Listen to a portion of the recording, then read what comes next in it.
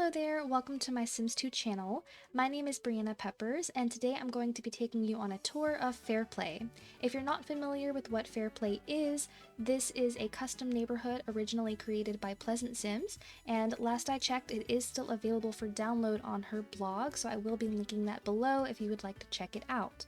The basic premise for Fairplay is it is a gender-bent version of Pleasantview. So we have all of the same Sims from Pleasantview that we know and love, with the similar themes and backstories and relationships, except they are now the opposite gender of what they were to begin with. So for example, Don Lothario is now Donna Lorente, Cassandra Goth is now Fabian Graves, and so on and so forth.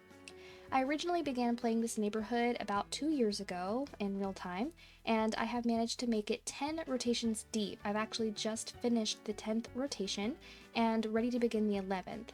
I have been playing with 5 sim day rotations, so roughly 50 sim days have passed since the beginning of Fairplay. This means that a lot of relationships have begun and ended. We've also lost some of our Sims to old age, and we've also had quite a baby boom. I've actually kept track of how many Sims have been born in my game, and currently we are sitting at 48 babies, so almost one baby per sim day that we began playing. So I'm really excited to walk you through this neighborhood, show you how much I have progressed, how many things have changed, how things have stayed the same. For example, looking at the town right now, not a lot has changed structurally. I have given some of the community lots that came with the neighborhood a little bit of a facelift. I won't be taking you into those just to save some time, but we do have some updated community lots as well. I have also included some new houses, some new apartments. It is getting a bit big because we're having more Sims and needing more space. So I've added some more houses down here, I've added some apartments. I do plan eventually to have this entire street probably as a residential area, and then I'm not sure what to do with this area yet, but there will be more houses, apartments, community lots, and stuff like that. Also across the bridge up here, we have a apartment lot up there as well. I will be taking you into mostly everyone's homes. There may be a couple people's homes that we don't visit. If, say, for example, someone lives alone and their house isn't anything special to show off, I may just have them teleported to their main family's home. You'll see what I mean by that a little bit later, because like I said, I have quite a few Sims in this neighborhood and it's going to take a really long time to film. And I do believe I'm going to need to break up today's video into at least a couple different parts. Even though there's not terribly that many Sims to go through, there is a lot of lore, and I kind of want to walk you through all that the same way that I did when I first began showing you my Sims 2 Uberhood that I still currently upload. So without further ado, we are going to start by checking out the Graves family. I do believe that the Graves family has become the biggest family in Fairplay. And once again, this is the gender-bent version of the Goth family. A lot of the surnames, in fact, I believe all of the surnames have been changed, and I think this is just kind of to protect like the identity, if they were still called like the Goth family, the Lothario family, and so on and so forth. I think it would be a little bit more difficult to see these Sims as their own people. The name changes also helped me just separate them from their Pleasantview counterparts, because even though they technically are the same Sims with the same stories, in my game they're also their own people, and seeing as how I also play Pleasantview, it's very helpful to keep them separated in my mind. So yes, we're gonna go ahead and jump in with the first part of the Graves family that live over here. So when you first begin playing Fairplay, they actually live in this house. This is the, Graves version of the Goth Manor. And I will say that some of the lots that Pleasant Sims included with this neighborhood were just lot bin houses with tiny bits of like some changes and some structural changes, things like that. We also have one or two of Pleasant Sims' custom lots, and then I have decided to incorporate some bespoke builds. We also have included some renovated versions of Pleasantview houses, so once again, we're gonna get there, but let's go ahead and take a look at the Graves family. So like I was saying, this is the Graves house, but we're not gonna be starting here. We're actually gonna go across the street a little bit ways, so we're gonna go in right here. Alright, so welcome to Fabian Graves' home. He has moved out of the Graves Manor because he has some siblings that have taken over that home. Well, less siblings, but more in-laws, but it doesn't make sense right now, but it will make sense. Just hang in there with us. Okay, so let's start with Caspian. First of all, this is their home. This is actually a house that I downloaded from Mod The Sims a very long time ago, and I don't actually remember what it was called because I've renamed it to match the street address. So this is now 120 Seaside Lane. Caspian, being the heir to the Graves' fortune, took quite a large sum of money from his mother, like she gave it to him, of course, to come over here and move into this home and build his family here when he originally first got married. So that's why they live here and not an original Fairplay house. Basically, this is it. I don't want to do a tour of the home because that's not what we're here for, but you can kind of just get a feel for it. It's very modern, and I thought it was really cool. I like the black and red. They have a, what do you call this? Like a gazebo situation. It's not exactly the most functional of houses. Like the layout is interesting, but I like it a lot, and they've lived here for a while. So let's get down to brass tacks. So Caspian Graves is now an elder. He is currently 69 days old, and he is just living his best life. Caspian, of course, like I said, is Cassandra Goth's counterpart, so they all have the same aspirations, similar names, similar styles, but of course just the opposite gender. A couple things about, like, generally about Caspian. Like I said, he is a family sim. He is a secondary pleasure sim. I do believe that each of the Sims have the original personality as well. Like, he should have the same personality points as Cassandra and everyone else, so on and so forth. So I don't think anything is different there. His bio says Caspian is the quiet, mysterious type. Nobody ever knows quite what he's thinking. His one true hobby is science. He's very much into science. He's a little bit of a nerd, but we love that about him. And he is in the science career, of course, as a scholar, level 7. Now, as a family sim, even though he is really interested in science, his family was always his #1 priority, so that's why, as old as he is, he still hasn't quite reached the top of the science career, and as you can see, it's not exactly on his mind.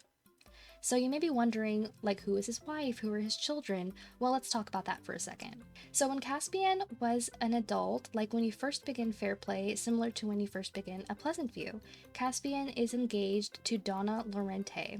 He lives at home with his mother Morticia and his little sister Alexis. Now, one thing about Donna Lorente is that she is a romance sim and she is not faithful. She has dalliances going on with at least 2 or 3 other sims, if I'm not mistaken. Nick Caliendo and his brother Dick Caliendo, and then a maid named Caleb Lambert. So while she's got all that going on and she's engaged to Caspian, of course things are not going to end well, and of course, as they would, Caspian actually discovered Donna flirting with Dick Caliendo in his own home.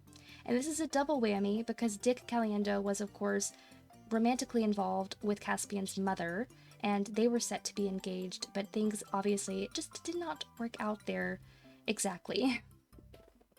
Caspian was heartbroken and he broke up with Donna. He ended things pretty much immediately. He did not give her any chance to reconcile herself because he was so heartbroken and he just couldn't trust her ever again, and for a good reason, because she wasn't very trustworthy. Now, of course, this happened and Caspian really wanted a child. I believe at the time of this happening, he even had the want to have a child locked in. I mean, he was set to be married. He was already planning on the children he was going to be having with Donna.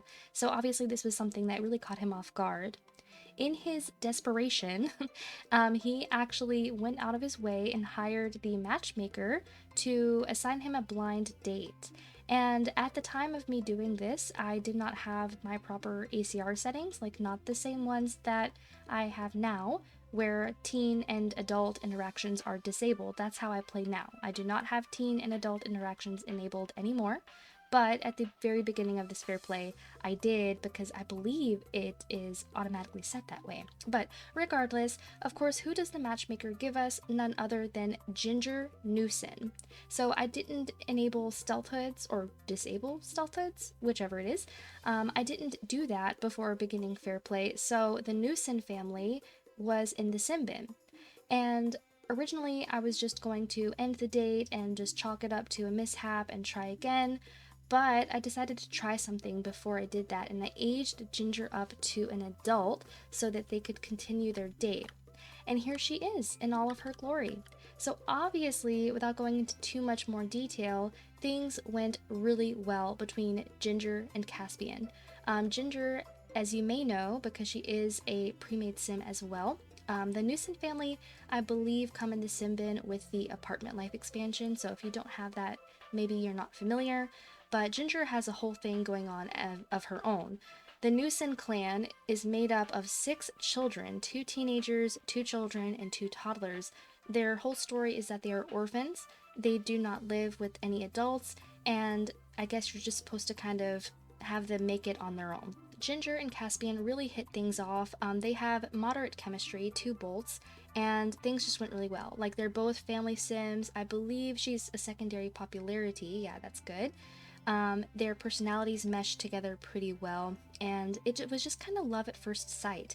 I think it really helps that Caspian, his heart was so open. He was so just, I mean, maybe desperate is not a very nice word to use, but he was very much yearning for a family, for a wife. I think the effects of being an adult living at home with his mother was kind of getting to him. Like, his mental state just wasn't the best, and of course, going through the heartbreak from Donna, he was a little insecure. So, bing bang boom, next thing you know, he and Ginger are married. Well, before they're married, a little accident happened, a little oopsie, and Ginger actually got pregnant just before they got married. Caspian, of course, was ecstatic.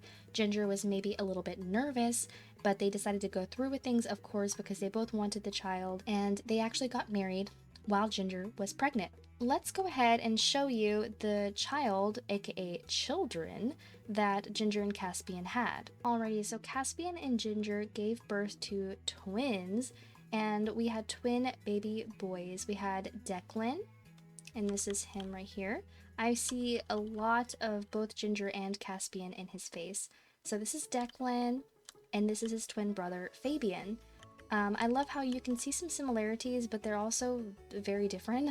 So very much fraternal twins, but I love them very much. They were the first babies born. No, I'm sorry, behind one other sim, they were the second and third babies born here in Fairplay. Obviously, they are both now adults, so let's get into them a little bit. So we can talk in detail about Declan because his family lives here. If it wasn't a dead giveaway, his wife and 2 children live here. He is set as the elder twin to inherit this house whenever, you know, of course, Caspian and Ginger move on. Fabian over here is also married with children, but he has his own home. So we will be visiting Fabian's home a little bit later to give you more of an in-depth look. So Declan here is a popularity sim. He is a secondary pleasure, so he kind of he's both his mother and his father's secondary aspirations. And my whole thing with Declan, as you can see here, he is 18 days from becoming an elder. My whole thing with Declan is that he is a kind of a spoiled kid, despite the fact that both of his parents were very humble and kind of went out of their way. Of course, it just is inevitable when you are raised with as much money as these Graves twins were. You could come out either one of 2 ways. You could, you know, be down to earth and realize how lucky you are to have been born into such extravagant wealth, or you could become maybe a little bit entitled, maybe expect a little bit more from everyone than you should. And unfortunately, that's kind of the way that Declan turned out. His brother Fabian, of course, is not as bad. Fabian is still very much like benefiting, of course, from his parents' money and status as one of the eldest families in the neighborhood, of course. Straight out of college, Fabian was gifted not just money, but an entire house from his parents, mostly because at the time Fabian was already engaged and they wanted him to have somewhere to live with his wife. But again, we'll get to him more a bit later. I do genuinely really love Declan. I don't think that he's a bad sim. I think that he is actually a good person. But you know, if the outfit doesn't say it all, this is just the kind of person he is. He is currently a city council member, so he's climbing the ranks of the politics career. at the behest of Caspian. So for a long time after graduating university, and of course both of the boys went to university because they could afford to, and why not? I do believe Caspian, as sort of an academic man, he would send his eldest children to college anyways. So he didn't want to get a job. It's not necessarily that he wanted to just coast off his parents' money. There was just nothing that truly interested him. He also floundered a little bit between girls, so despite being devastatingly handsome and very wealthy, both Declan and Fabian sorta kinda struggled to find love or companionship in their younger years. It wasn't until about midway through university that both of them managed to start finding dates and things of that nature. So if we go back and look at Declan's earliest memories, he had his very first kiss with the woman that is now his wife, Amber Graves. We'll talk about her more in just a moment. But as you can see, it wasn't until he was a freshman in university that he had his first kiss, bless his heart. They ended up having a dream date, but one thing about Amber is that she is a romance sim, and so she was sort of kind of telling Declan that even though she was very much interested in him, she didn't want to be locked down, and Declan wasn't too sure how he felt about that. He kind of wanted to just keep exploring his options if Amber was going to as well. This led to him going on a date with Melissa Rose. This is a townie that I made. She's actually a dormie, technically, in the university. So, same as Amber, I created them all in CAS, and I implemented them in my custom university. He goes on a date with Melissa, they hit it off, and then he ends up going on a date with Skylar Oakley. You won't know who Skylar Oakley is yet, but we'll get there because she is a playable. They kiss and everything's going well, and then bam! Next thing you know, he's engaged to Amber. There's a little bit more to it than that, but suffice to say that his heart just kept pulling him back to Amber. He was really attracted to her, very much in love with her at this point, and just couldn't stay away. So finally he says, Amber, will you please marry me? And she says, I guess. So at this point, of course, he is an adult. I forgot to mention that. This is well after he graduated from university. He's an adult, and he proposes to Amber. She says, sure thing, why not, let's do it. And then, of course, after everything, he decides to continue having an affair with Skylar Oakley. So Skylar is sort of, in my opinion, the person who instigated this. She was still in love with Declan. I don't believe that he was in love with her. He falls in love with her now at this point, of course, but before, it was just a leftover crush from their dating days. But yeah, he was now married at this point, and Skylar sees him in public, and she just had to have him, so they ended up hooking up. And of course, now at this point in time, Declan is having an active affair, which is unfortunate because I was really rooting for him and Amber. He also still has a crush on Melissa Rose, but they haven't had any contact since he got married. It's just kind of left over. I do have the Ask to Just Be Friends mod, but I kind of forget to use it sometimes, you know, like out of sight, out of mind. On the topic of relationships, other than, of course, his affair, he is extremely close. I mean, he is just best friends forever with his family. I mean, this entire family is so close, even though they are so big, and I love to see it. There's so many family members here that we're going to get to talk about a little bit later. They also have two little sisters, which I will teleport over in just a moment. And yeah, just other friendships. As a popularity sim, it's perfect. Even though the majority of his friends are his family, so unfortunately it won't count towards like promotions and things like that, but it's good enough for me. So in total, Ginger and Caspian actually had 4 children. So they had their twins, Declan and Fabian, then they had a daughter named Adeline, and then they had a daughter named Imogen. So Imogen is the youngest. Imogen is still in university. Adeline has recently graduated university and is now living in Fairplay on her own. She's trying to make it on her own. She doesn't want a handout from her parents the way that her brothers did, because I think she sees how it affected them.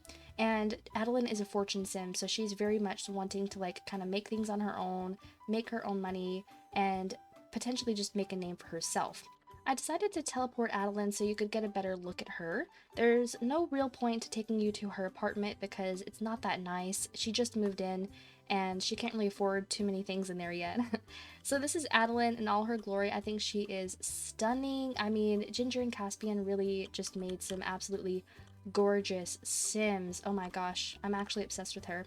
For the longest time, she had a different hairstyle, so this is a new haircut on her. I think she looks fantastic. I am going to make her selectable for just a moment so that you can see some more information about her. So Adeline is a fortune sim, and she has a secondary family aspiration, so she's kind of taking after her parents in this way. She has recently graduated university, so where her brothers are 18 days from becoming elders, she's still 30 days from becoming an elder. She's got her whole life in front of her. I should have mentioned this earlier, but if you watch my Uberhood, you may know this. I do have a custom lifespan, so my Sims are adults for 40 sim days, and I subtract 8 of those sim days if they went to university, because the first 8 sim days would be like their young adulthood. But anyway, so that's why they're already so far ahead, even though they're just kind of getting started in life. She recently joined the intelligence career, which is super exciting because that's not a career that I get to use often. I do believe she chose this of her own volition. She wants to earn 100,000 simoleons. So she just got started. She's level 3 as a crime scene investigator, and I love this for her because she may not look like a crime scene investigator, but I do envision Adeline to be extremely intelligent. Of course, so are the boys, but very much more so on Adeline's part because she actually applies herself and puts effort in, whereas they both kind of coasted off of everything. So yeah, she's very much a self-made woman. This is her personality. Oh my gosh, I forgot to show you Declan and Fabian's personalities. But Adeline is a Capricorn. She's extremely neat, painstakingly shy, on the lazier side, and she's very playful and kind of a grouch. So we love this for her. Her one true hobby is cuisine, so that's exciting. She does like to eat and she likes to cook. Her cooking skill is pretty low though because it's not exactly a priority for her. Before I move on to show you Adeline's relationships and things of that nature, I will show you Declan's personality because I forgot. So Declan is a Leo. He's on the neater side, very outgoing, has no issues talking to people, in between lazy and active, on the playful side as well, and a little bit more on the grouchy side. So this is kind of where I get that like almost playboy personality from him. He's a little bit more on the selfish side, but he does have a very deep-rooted love for his family, and so he's kind of got two sides of a coin. He is just a special guy, and his one true hobby is music and dance. I guess while we have Fabian here, I will show you his personality and stuff, but we won't talk about his family that he's got of his own in too much detail until we get to his house. Oh, Fabian appears to be a day older than Declan, so we'll need to fix that when I play again, but they are supposed to be the same age. Fabian is a family sim like his mother and father, and his secondary aspiration is pleasure. He is in the law career as a paralegal, and this was his choice, so he's not exactly as lazy as Declan is. He wanted to put himself out there. Straight out of college, he joined the law career, and he's just really enjoying it, but that's not his main priority. Similar to Caspian, even though they have their side interests and stuff and they're working on their careers, it's mostly just as a means so that they can support their family. And also, it's very respectable work for the Graves family name. Fabian is the younger of the two twins, and he is married, and he does have 2 children of his own. I'll go ahead and spoil it for you. He has twins of his own, Violet and Brooks. So we'll get a closer look at them and get more on their story a little bit later. This is his personality, so he's not terribly different from his twin brother Declan, except that Fabian is much more shy, and they are pretty much the same in every other aspect. He just didn't inherit that outgoing gene that Declan somehow got out of nowhere. Declan is just, like I said, he's special. So going back to Adeline here for a second, so you can see she wants to kiss as a secondary family aspiration and all that. She's gonna start wanting to get married or have babies soon, or at least I'm hoping. So similar to Declan and Fabian, for some strange reason, Adeline just never had a romantic connection early in life. Like a lot of my teenage sims tend to immediately start to want to kiss and fall in love and go steady, but the Graves kids, I guess maybe we could think like Caspian and Ginger sort of curbed their appetite for that in favor of like their academics, and that definitely worked in Adeline's favor because she's so smart. Regardless, she ended up not having her first kiss for a good long while.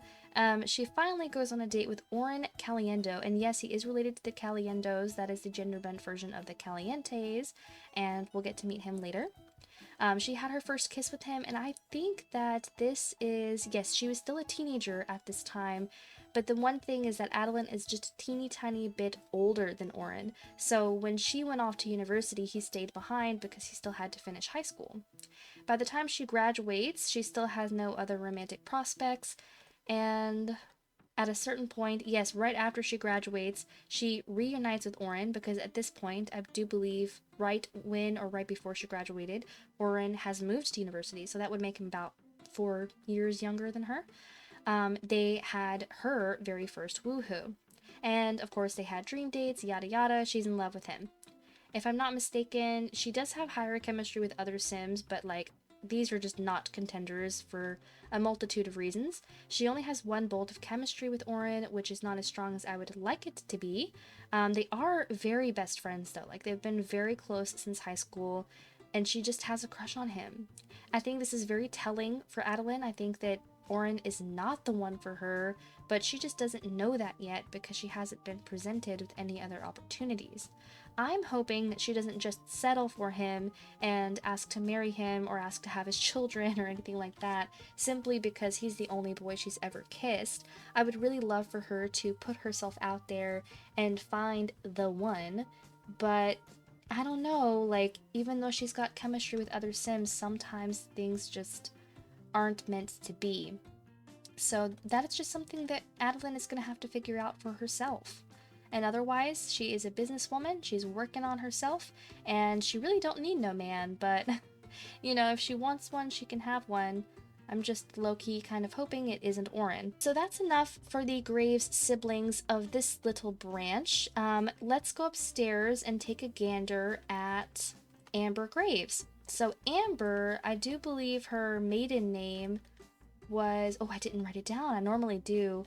I can't remember what her maiden name was now. Amber Jones. I remember now. It was Amber Jones. Let me write that down. Yeah, I like to write their maiden names down in their bio in case I ever forget. If they get divorced or something, I would give her name back. Anyways, look how absolutely stunning Amber is. So this is a sim that I made using the Pooklet method. Originally, I created her as a young adult in university, and she was living in a dorm with a bunch of other sims that I made. I kind of had to make my own young adults because the dormies that were spawning were very few and far between, and I just wasn't enjoying their presence. And this gave me kind of more breeding opportunity, just to kind of get some fresh blood into Fairplay, because at this point when I introduced these sims, I was running out of people for my playable sims to marry. Like, a lot of them were related at that point. So anyways, that's why I have created custom sims for this neighborhood. I've also created some custom teenagers, but they're not playable or involved with anyone yet. Amber here is an Aquarius. She's sloppy, outgoing, active, kind of more serious compared to how playful the Graves twins are. And she's kind of sort of nice, not terribly so. Obviously here, Amber is a romance sim, and her secondary aspiration is popularity, so she does have that in common with her husband Declan. Her one true hobby is arts and crafts, and really, truly, her only friends are her husband and this guy who she has a crush on. That's a whole story, we're gonna get there eventually. She has recently agreed to marry Declan after many years of them kind of going off and on again throughout his university years and hers. Finally, he brought her home to meet his parents, and when she saw how wealthy he was and what a affluent family that he came from, she somewhat reluctantly agreed to marry him. Now, I don't think that she is only here for the money. She's not what I would consider a gold digger, but it certainly helped influence her decision. She is extremely attracted to Declan and vice versa, of course. They are super into each other. Like I said, Declan just could not get Amber out of his mind. She was the one for him, even if she wasn't sure about him. Finally, though, they are married. It's unfortunate, but she is somewhat attracted to his twin brother and his father. Oh gosh, let's get away from that. And of course, after they get married, or right before they get married, I don't remember, but they found out that she was expecting, and that's why we have 2 baby boys down here. So of course, when you have twins, I think that there is a genetic possibility of them also having twins. Like, it's a twin token. I don't know the whole details, but I just know that sometimes twins are more likely to have more twins of their own.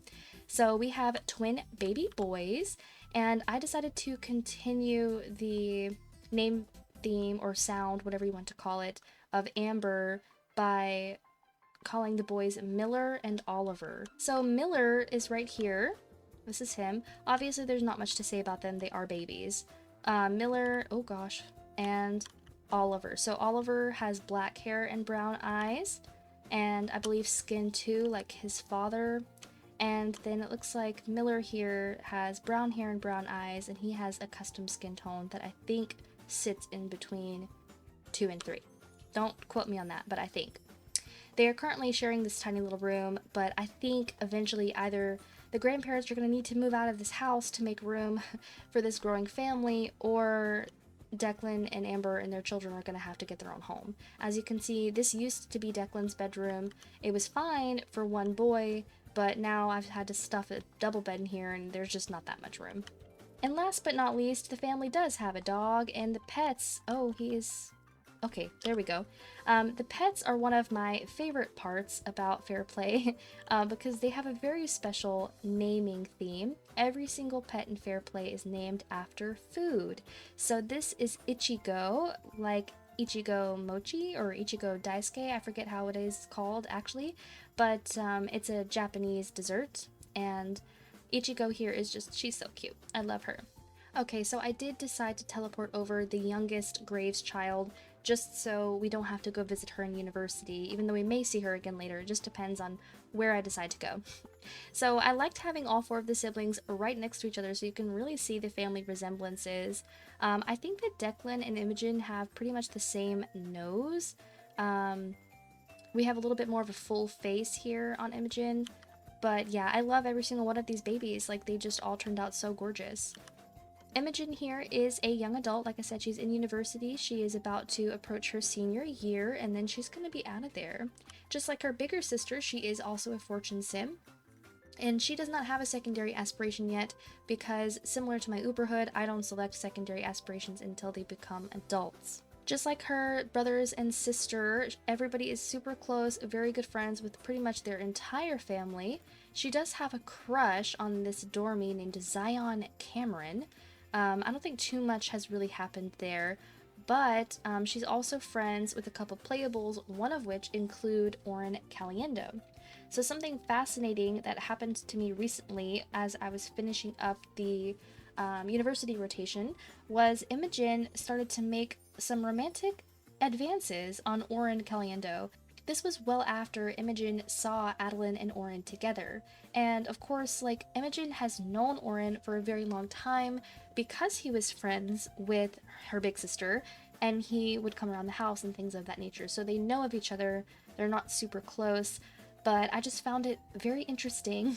They also only have one bolt of chemistry, just like Adeline and Oren, but I'm not sure if there's going to be beef there or not. I'm not sure if it's worth pursuing, or if Imogen is going to do it of her own free will, but she does have higher chemistry with the Zion guy, so we're just gonna have to see where things go with that. She only recently, as a junior in college, had her first kiss, and it was with Oren. I did forget that. So there wasn't too much I could do about that, thanks to ACR. She did it of her own free will. And then shortly after, she meets this Zion guy, and they're smooching and going on a date, and it was great. So that's kind of where we're sitting at with her romantic prospects. Her one true hobby, just like her older sister, is cuisine. This is her personality. She's also a Capricorn. She's extremely neat, kind of shy, in fact, very shy, on the lazier side, a bit more playful, and a bit more nice than her older sister. In fact, let's just compare. Yep, those personalities are almost identical. Adeline is just a little bit more shy, and Imogen is a little bit more nice. Okay, I think that's everything. So yeah, everything I can think of anyway. I'm sure something will occur to me later. Alright, so that was everything with this branch of the Graves family. Now, the Graves family is much, much larger than it used to be, so we are going to have to go and visit everyone. So let's go on to the next portion, which is going to be about Caspian's younger sister, Alexis, and her kids. Okay, so welcome to Alexis Graves' home.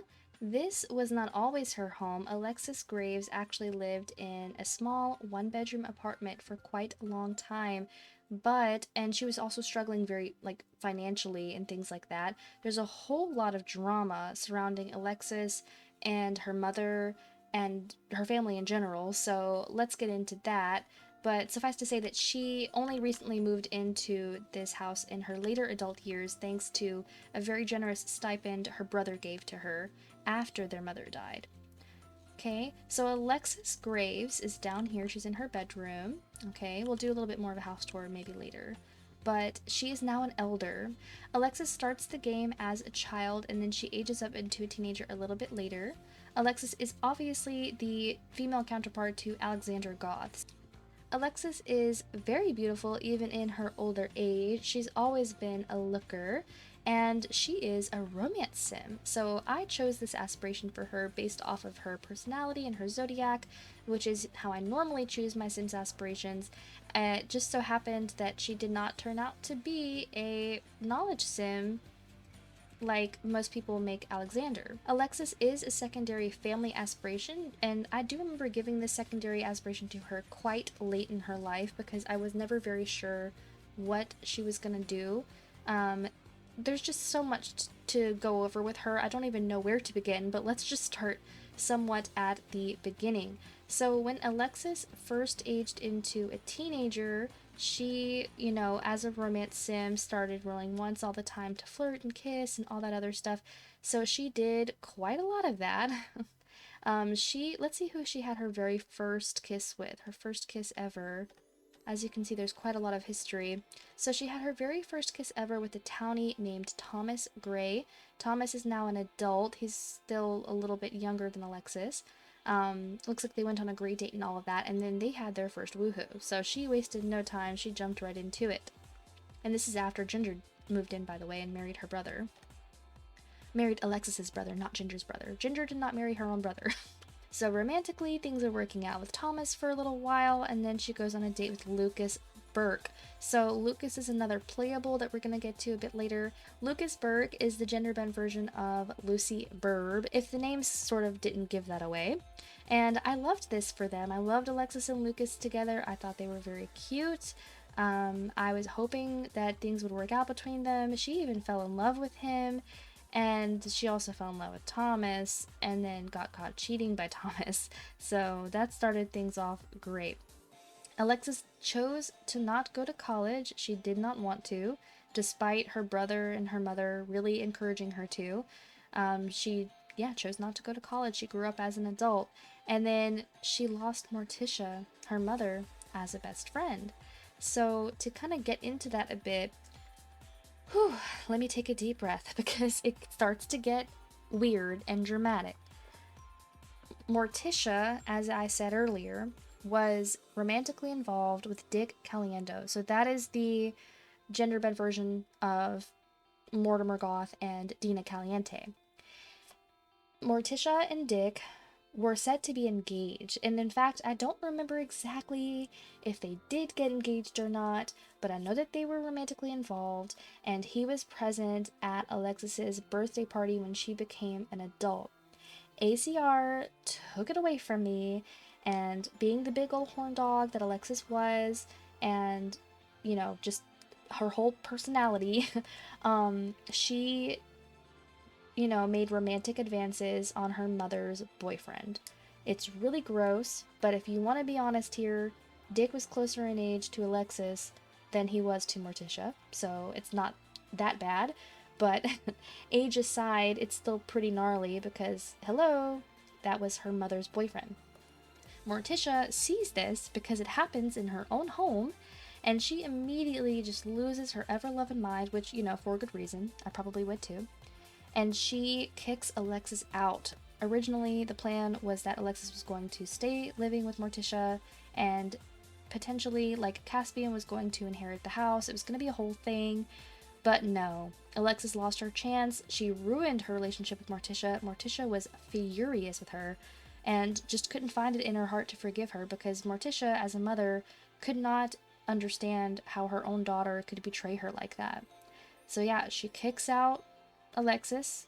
Alexis moves into a one-bedroom apartment of her own, and she has to get a job. In fact, I think she still had a job. Yeah, she joined the slacker career just before this happened, and she had to support herself. She had no help from her mother or her brother, because really her brother didn't have control of the family finances just yet.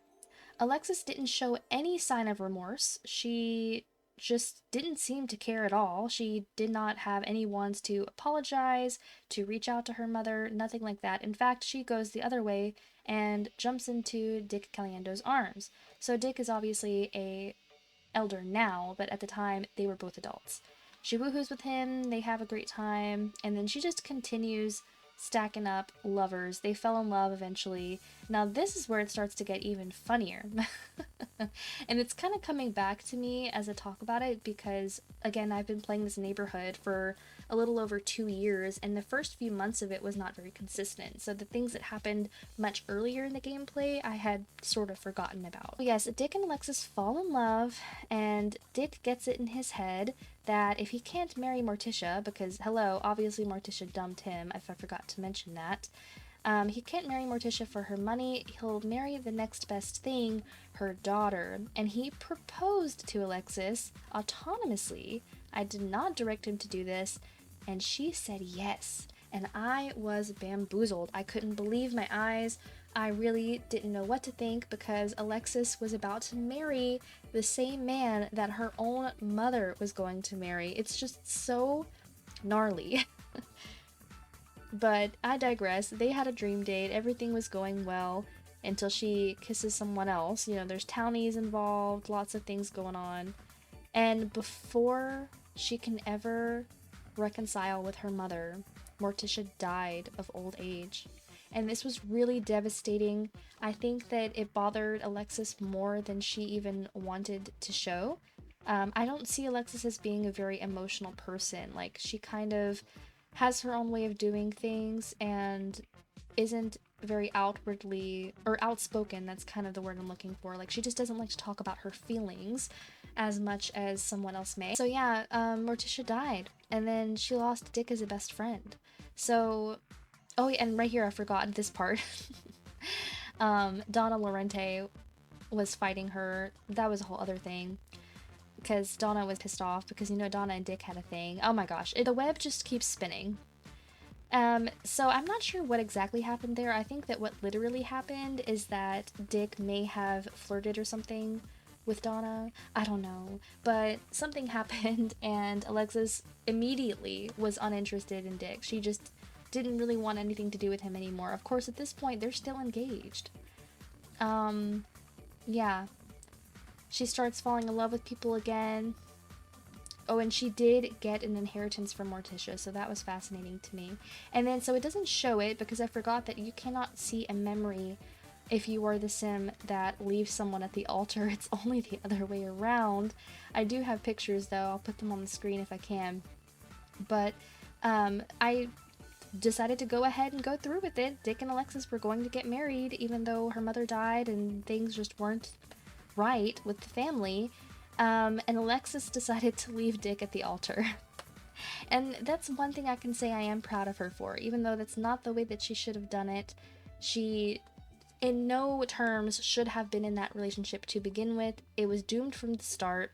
And I felt a little bad for Dick, because even though, yes, he was marrying Alexis to get into the Graves family money, at that point in time, like, with as angry as Morticia was with Alexis and Dick, it wasn't even really certain that Alexis would inherit anything from Morticia. It was very possible that Morticia would have written Alexis out of her wills and all of that stuff.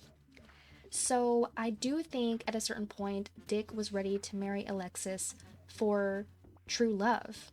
He got involved with her under a ruse, yes, but eventually he just couldn't help himself and he fell in love with her, but unfortunately Alexis just did not feel the same way.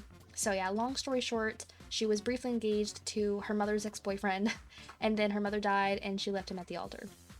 Alright, and so I won't go through like everybody because, oh my gosh, she's woohooed with a lot of people, okay? She has kissed a lot of people, all that. It's not until a little bit later though that she has her very first child. So her first daughter actually was Calliope.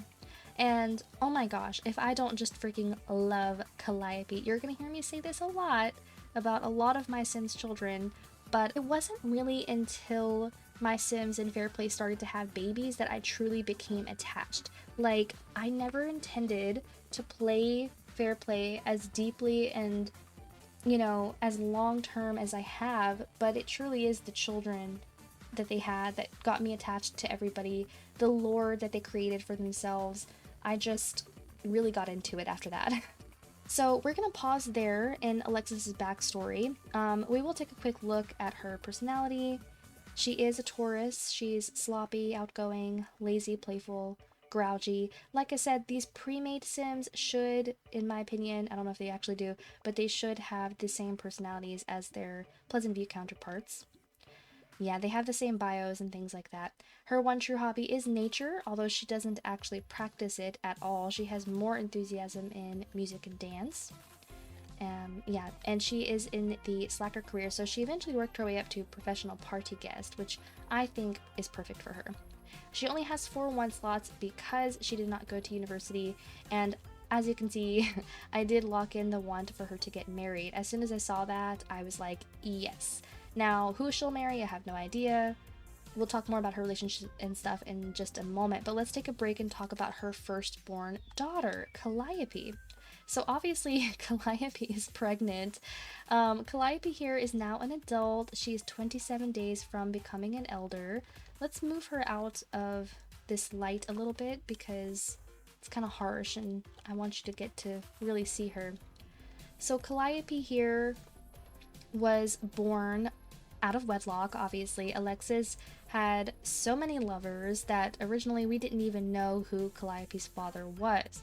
It wasn't until Calliope aged up a little bit older, I want to say to a toddler, maybe even a child, and then we could really piece it together that her father is a townie named Marion Beaumont. So Marion Beaumont, if I'm not mistaken, correct me if I'm wrong, but I think is the male version of a townie from Pleasantview. Yes, Marion Beaumont is the male version of Marissa Bendette. So yeah, he and Alexis were neighbors at that apartment she used to live in. They hooked up. Bing, bang, boom. There's Calliope. Okay? So Calliope here is, oh my god, I love her. She is so cute. She is a fortune sim, okay? She grew up with her mother, like her earliest, most formative years of her childhood and early teenage years.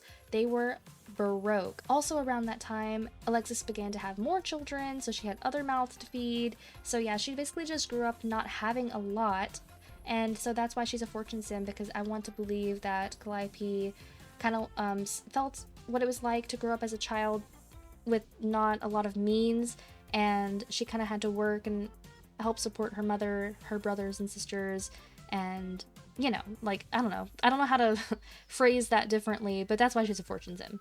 Her secondary aspiration is popularity. She is married. That's her hubby in the back. We'll talk about him more in a second. As you can see, expecting. She is a piano tuner currently in the music career. I like to think that Calliope is actually a performer of some kind. I'm not sure if she would be necessarily a singer or an instrument player, but she definitely looks like she would be in a band. I wish that I could show you what her normal everyday outfit is, but you could see it a little bit here. She wears like a cute little cardigan. Her favorite color is pink. It always has been. And she just is basically a very big fan of color in general. She really likes very bright, colorful things. This is her personality. She's a Scorpio. She's extremely neat, outgoing, and active, a bit more on the serious and grouchy side, but I like to think that being grouchy doesn't necessarily make you a bad sim. I think that Calliope is actually a really good sim. I think that she's just a bit more closed off from other people. She's a bit more hesitant to trust, but once she does, or once you gain her trust, I should say, she is just very loving and accepting. And I just, yeah, I think very highly of her if it isn't obvious. Calliope's one true hobby is cuisine. She loves to cook and eat and cook for other people. That's her whole thing. And she also has some enthusiasm in games, but yeah, mostly cuisine. So some of her closest friends are her family members, other playables. She is just super close with a lot of her family members. And she also is friends with some younger playables. Similar to Declan and Fabian and Adeline and Imogen, Calliope was not given many opportunities for romance in her earlier years, and you could kind of say that it wasn't a priority for her, similar to how it wasn't a priority for the other Sims, but I do think at a certain point that's kind of just an excuse. I think that there just weren't any good, compatible Sims in Calliope's generation. It's unfortunate, but it just so happens to be that way. Hence why I decided to create some of my own to kind of mix them in, and clearly it worked, because just like Amber, Darren back there, he is a dormy that I created, so that's where he came from. And that's where they met. So Calliope and Darren met in university, and she had her very first kiss with him as a sophomore. She has memories of her cousins graduating, all that good stuff. She falls in love with Darren. They actually went steady, so they dated very consistently for a very long time, and he was her first woohoo. And of course, now her husband. So Darren back there, he's the only guy that she's ever kissed, ever loved, and now they're together forever. They do have very good chemistry. It's two bolts, so I'm pretty happy with that. And I think he's a great guy, so I'm very happy for them. And as you can see, we're expecting our first baby, so can't wait to see that thing when it comes out. Darren here is another sim that I created with the Pooklet method, and his last name is Anderson. This is Darren Anderson, so Calliope actually hyphenated her name. I enjoyed the name Calliope Graves too much for her to just become Calliope Anderson, and I debated just having her keep her name, but yeah, we hyphenated, so Calliope Graves Anderson, which actually sounds much fancier. So Darren here is a family sim. He is a secondary popularity. He is in the journalism career, currently an obituary writer, and he has extremely high skills because I randomized those. This is his personality. He is a Pisces, on the neater side, shy, lazy, kind of serious, and kind of nice. His one true hobby is film and literature, hence why he joined the journalism career. He really enjoys to write. I could kind of picture him being an author maybe one day of like some novels, stuff like that. But unlike his experience with Calliope, that was actually not his first kiss. So his first real kiss, besides the mystery sim, because I created him as a young adult, was with Leah Berry, who is another person that I created for university. And then Vanya Oakley, who is another playable, and then he kissed Calliope. So funny story, we are going to get to Vanya eventually, but Vanya and Calliope are very close friends. Yeah, that's her very, very, very best friend, aside from like her family members and stuff. And they were all in university together in the same dorm. Vanya is actually the person who showed interest in Darren first, and that is how that Calliope met Darren, because Vanya invited him over, and unfortunately for Vanya, one thing led to another, and Darren and Calliope ended up together. So yeah, it sucks for Vanya, but she's okay. We'll get to her eventually. You'll see how she's doing. As for his friends, he's only friends with the girls that he has kissed and Alexis Graves, his mother-in-law. But of course, after he met Calliope, everything was on the up and up from there. He's never once strayed or even thought about another woman. And yeah, I just think that these two are just the best. I actually took some really cute wedding pictures of them that I'll share on the screen here. I just love them so much. So going back to Alexis once again for just a moment. So we stopped going through her memories and whatnot right after she gave birth to Calliope. So at this point in time, she's raising Calliope in a one-bedroom apartment, and she still continued to date. And of course, things kind of got out of hand. She forgot to take her birth control one day, and she ended up with her second child, Cairo. Cairo Graves is right here. He is currently a junior in university, but he will be becoming a senior very shortly. Cairo is an interesting guy. I like him a lot. I loved him ever since he was first born. Cairo's father is actually, let me double check, Andre Holland. And if I'm not mistaken, Andre is supposed to be the male counterpart to Andrea Hogan. And yeah, so once again, Andre, I believe, was a neighbor of Alexis's because she's still living in this one bedroom apartment with her daughter Calliope at the time, and then Cairo joins the party. So if it isn't very obvious, I should have mentioned this sooner as well. The townies that are fathers to our children here are not necessarily involved. I recently did make Andre, Cairo's father, playable because he recently got married, but Marion Beaumont has not been introduced into the rotation. I plan on just having him age up normally, and I suppose potentially when Alexis dies of old age, I might send Marion to join her, or at the very least have him age up to an elder. We'll see about that. Anyways, back to Cairo. So, Cairo, a couple things about him. He is a romance sim, and he doesn't have a secondary aspiration just yet. So he took after his mother quite a bit here with the romance simness. And he is a serial romantic, or he wants to be. He wants to be a serial romantic. He's not necessarily been very lucky in that department. But yeah, so this is a personality. Cairo is a Taurus. He is sloppy, kind of outgoing on the lazier side, but he's very playful, and he's sort of in between grouchy and nice. I feel like this is really just the staple personality for a Graves child. I think they all kind of ride the line between, like, all down the middle. Like, nobody is really very extreme one way or the other. They're all very balanced Sims. Just like his mother, his favorite hobby, or his one true hobby, sorry, is nature, and he has also not spent any time dabbling in that. I don't really see him as a nature sim anyway. He has more enthusiasm in games, and I see this for him. He just strikes me as a type of guy that likes to play Madden or like those sports games that are on a console, but he doesn't actually play sports in real life, not really. So starting from an early age, Cairo, his older sister Calliope was just barely older than him, but she kind of helped raise him because once again, as soon as she popped out her babies, Alexis's attention was kind of diverted back to her romanticisms. As a teenager, Cairo did get into private school, so that's one thing. It wasn't until he was a child, I think, that they moved into this house because this, again, was well after Morticia's passing, and I think that Alexis's older brother Caspian, once he inherited her fortune, took pity on Alexis and sent her a whole bunch of money so she could buy this house and get her kids out of there.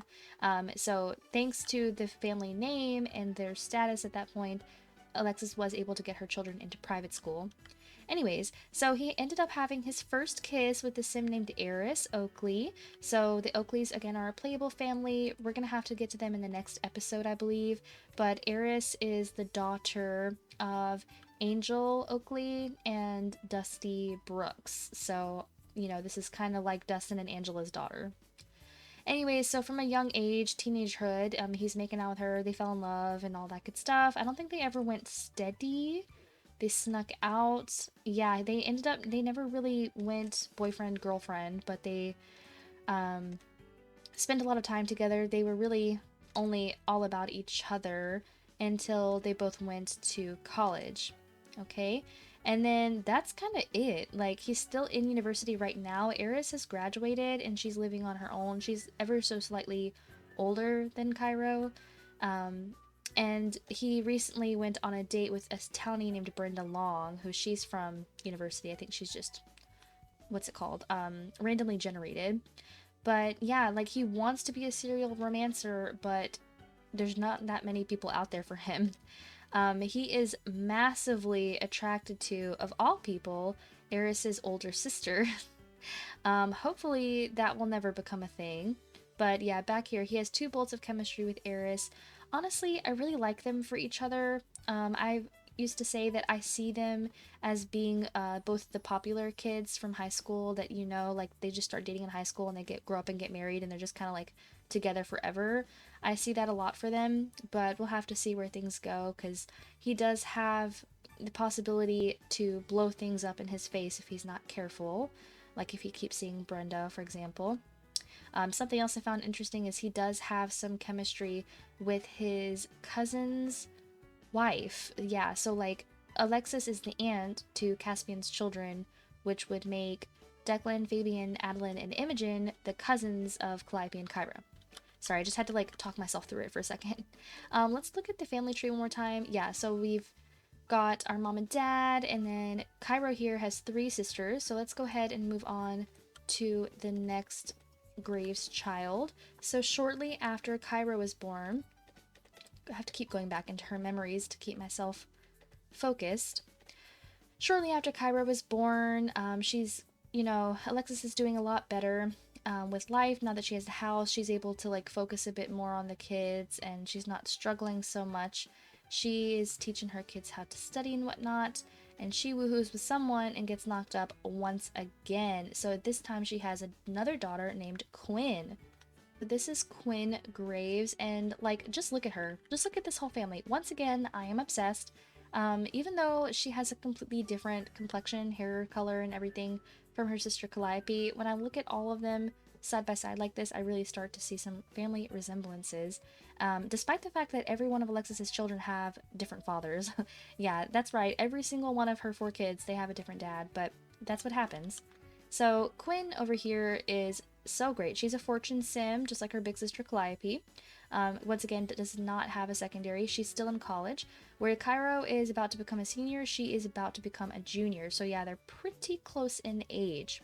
Quinn's personality, she is a Scorpio. She's super neat, very active, extremely grouchy, a little bit more on the playful side. So just seconds after I just said that the Graves kids are all very balanced and not very extreme, her personality, of course, comes in and blows that all away. I think Quinn feels things very strongly, and so she's not wishy-washy. She knows what she wants. She knows who she is. She's not insecure at all. And I mean, just look at her. I mean, hello. That's everything you need to know about her. She's amazing. I love her so much. Her one true hobby is sports, and she is actually pretty active, so she stays on the sports grind. She plays a lot of basketball. Her current, like, romantic partners, does she even have one? No, she does not even have a romantic partner. I don't know if she's ever even been kissed. She was rejected for her very first kiss with a dormie named Marissa Tang over there in university, so that hurts. Yeah, so Quinn, of all the Sims that we have viewed so far, she is the first bisexual sim. That's not necessarily true, I'm sorry. Alexis is bisexual. I should have mentioned that sooner, but it just wasn't relevant yet because she's only had children with boys, obviously. But yeah, Alexis is bisexual. All of her other kids, all of the other Graves kids are straight except Quinn. She's the first one that came out bi. So she is trying to get it on with Marissa over there at the dorm, but Marissa is unfortunately more attracted to Cairo. So I don't see that going well. If that's the first person that Quinn has ever shown a romantic interest in, if that girl rejects her for her brother, I don't see that going well. I don't think Quinn would take that very well. And I also think that Quinn would get angry, actually, at Cairo if he was to pursue something with Marissa, considering the fact he's low-key been in a committed relationship with Eris Oakley for many years now. So, to Quinn, Marissa is her girl. She just has to convince her of that. Guys, I just went back and checked because something just wasn't sitting right with me, and I realized I misspoke. Quinn is actually gay. She's not bisexual, she's only into girls. That's my bad. I just got a little distracted and I forgot. But yeah, that's pretty much it for Quinn. Oh my gosh, besides the most important part, I suppose, is who is her father? Oh my god, all these kids. Look how many siblings she has. Like, that's actually insane. Anyways, so her father is none other than Jeremy Burke. So this is the male counterpart to Jennifer Burb. Listen, the Burke family and the Oakley family, they are just a whole thing. Like I said, we're gonna get into their own videos because this Graves episode has already run quite long. But suffice to say, Alexis and Jeremy hooked up at one point or another, and that resulted in sweet little Quinn. And so there is an actually very fascinating, at least to me, storyline here with her half-siblings. So Quinn's father, Jeremy, is the first of Alexis's baby daddies that also has other children, like Marion and Andre, respectively, only have Calliope and Cairo, but Quinn just automatically has all these other siblings built in. And what's even weirder, before I get to the fascinating part, but the weird part, is that her half-brother, Lucas, is Alexis's, her mother's ex-lover. So, yeah, just unpack that for a second. Alexis hooked up with Lucas when she was younger, and like when they were both younger, that is, and then hooked up with Jeremy. Jeremy's a little bit older than Alexis, obviously, but with her being in her later adult years, it's not necessarily a bad thing. It's just that it happened. I'm not totally sure if Jeremy even knew that Alexis used to date Lucas, but yeah, one thing led to another. Bing, bing, boom. Quinn is born. And again, that is why she has so many siblings, because now not only does she have her siblings from her mother Alexis, she has her siblings Lucas, Remy, Bellamy, and Casey. So quite a lot of kids over there on Jeremy's side as well. He just keeps pollinating the earth, but that's fine. The thing about Quinn and her father is that she didn't know who her father was until much later in her life. I want to say right before she became a teenager. She met Jeremy because Alexis just thought that it was about time to introduce her to her father. And what sucked about it is that Jeremy was married. So it wasn't exactly a situation where she could be out and proud and be like, oh, this is my dad. It was kind of a secret thing. She was like, listen, this is your dad, but for reasons that I can't tell you, you just can't tell anybody. Like, I want you to have a relationship with him. He wants to have a relationship with you. Because Jeremy knew that Quinn existed. He just couldn't meet her for a long time. And so it was just kind of a sad situation because he had to hide the fact that he was having an affair with Alexis. Fast forward many years later, Quinn actually becomes really good friends with Bellamy Burke, and to her and to him, they're just neighbors. They're just two kids that go to school together. There was never any danger of them being romantically attracted to each other because Quinn is gay. But Quinn had been holding on to a secret for quite a while that she is in fact Jeremy's daughter, and so she knew that she was Bellamy's sister, but Bellamy didn't know that Quinn was his sister. So Quinn decided to finally bite the bullet before she went off to college because she's a tiny bit older than Bellamy. So she decided to tell him, she's like, hey, this is gonna sound crazy. I'm not making this up, but, you know, I don't know how else to tell you this. I'm just picturing this is how it went. But, you know, Jeremy is my dad too. Like, my mom and your dad had a thing a long time ago, and they couldn't tell your mom, like, you know, Bellamy's mother, who Jeremy's current wife is. And yeah, like, I just want you to know that you're my brother. And like, so in Quinn's mind, it would be perfect because they're already best friends, and she can just actually be honest with Bellamy and be like, hey, I want you to know that we are related. It's your right to know. But unfortunately, Bellamy took it quite hard because to him, this is an admittance of betrayal on his father's part. Because again, imagine being a teenage boy, you grew up with this kid your whole life, she's your best friend, and then you find out, like, after years of each other being in each other's houses, meeting each other's parents, that you are in fact related because your parents had an affair.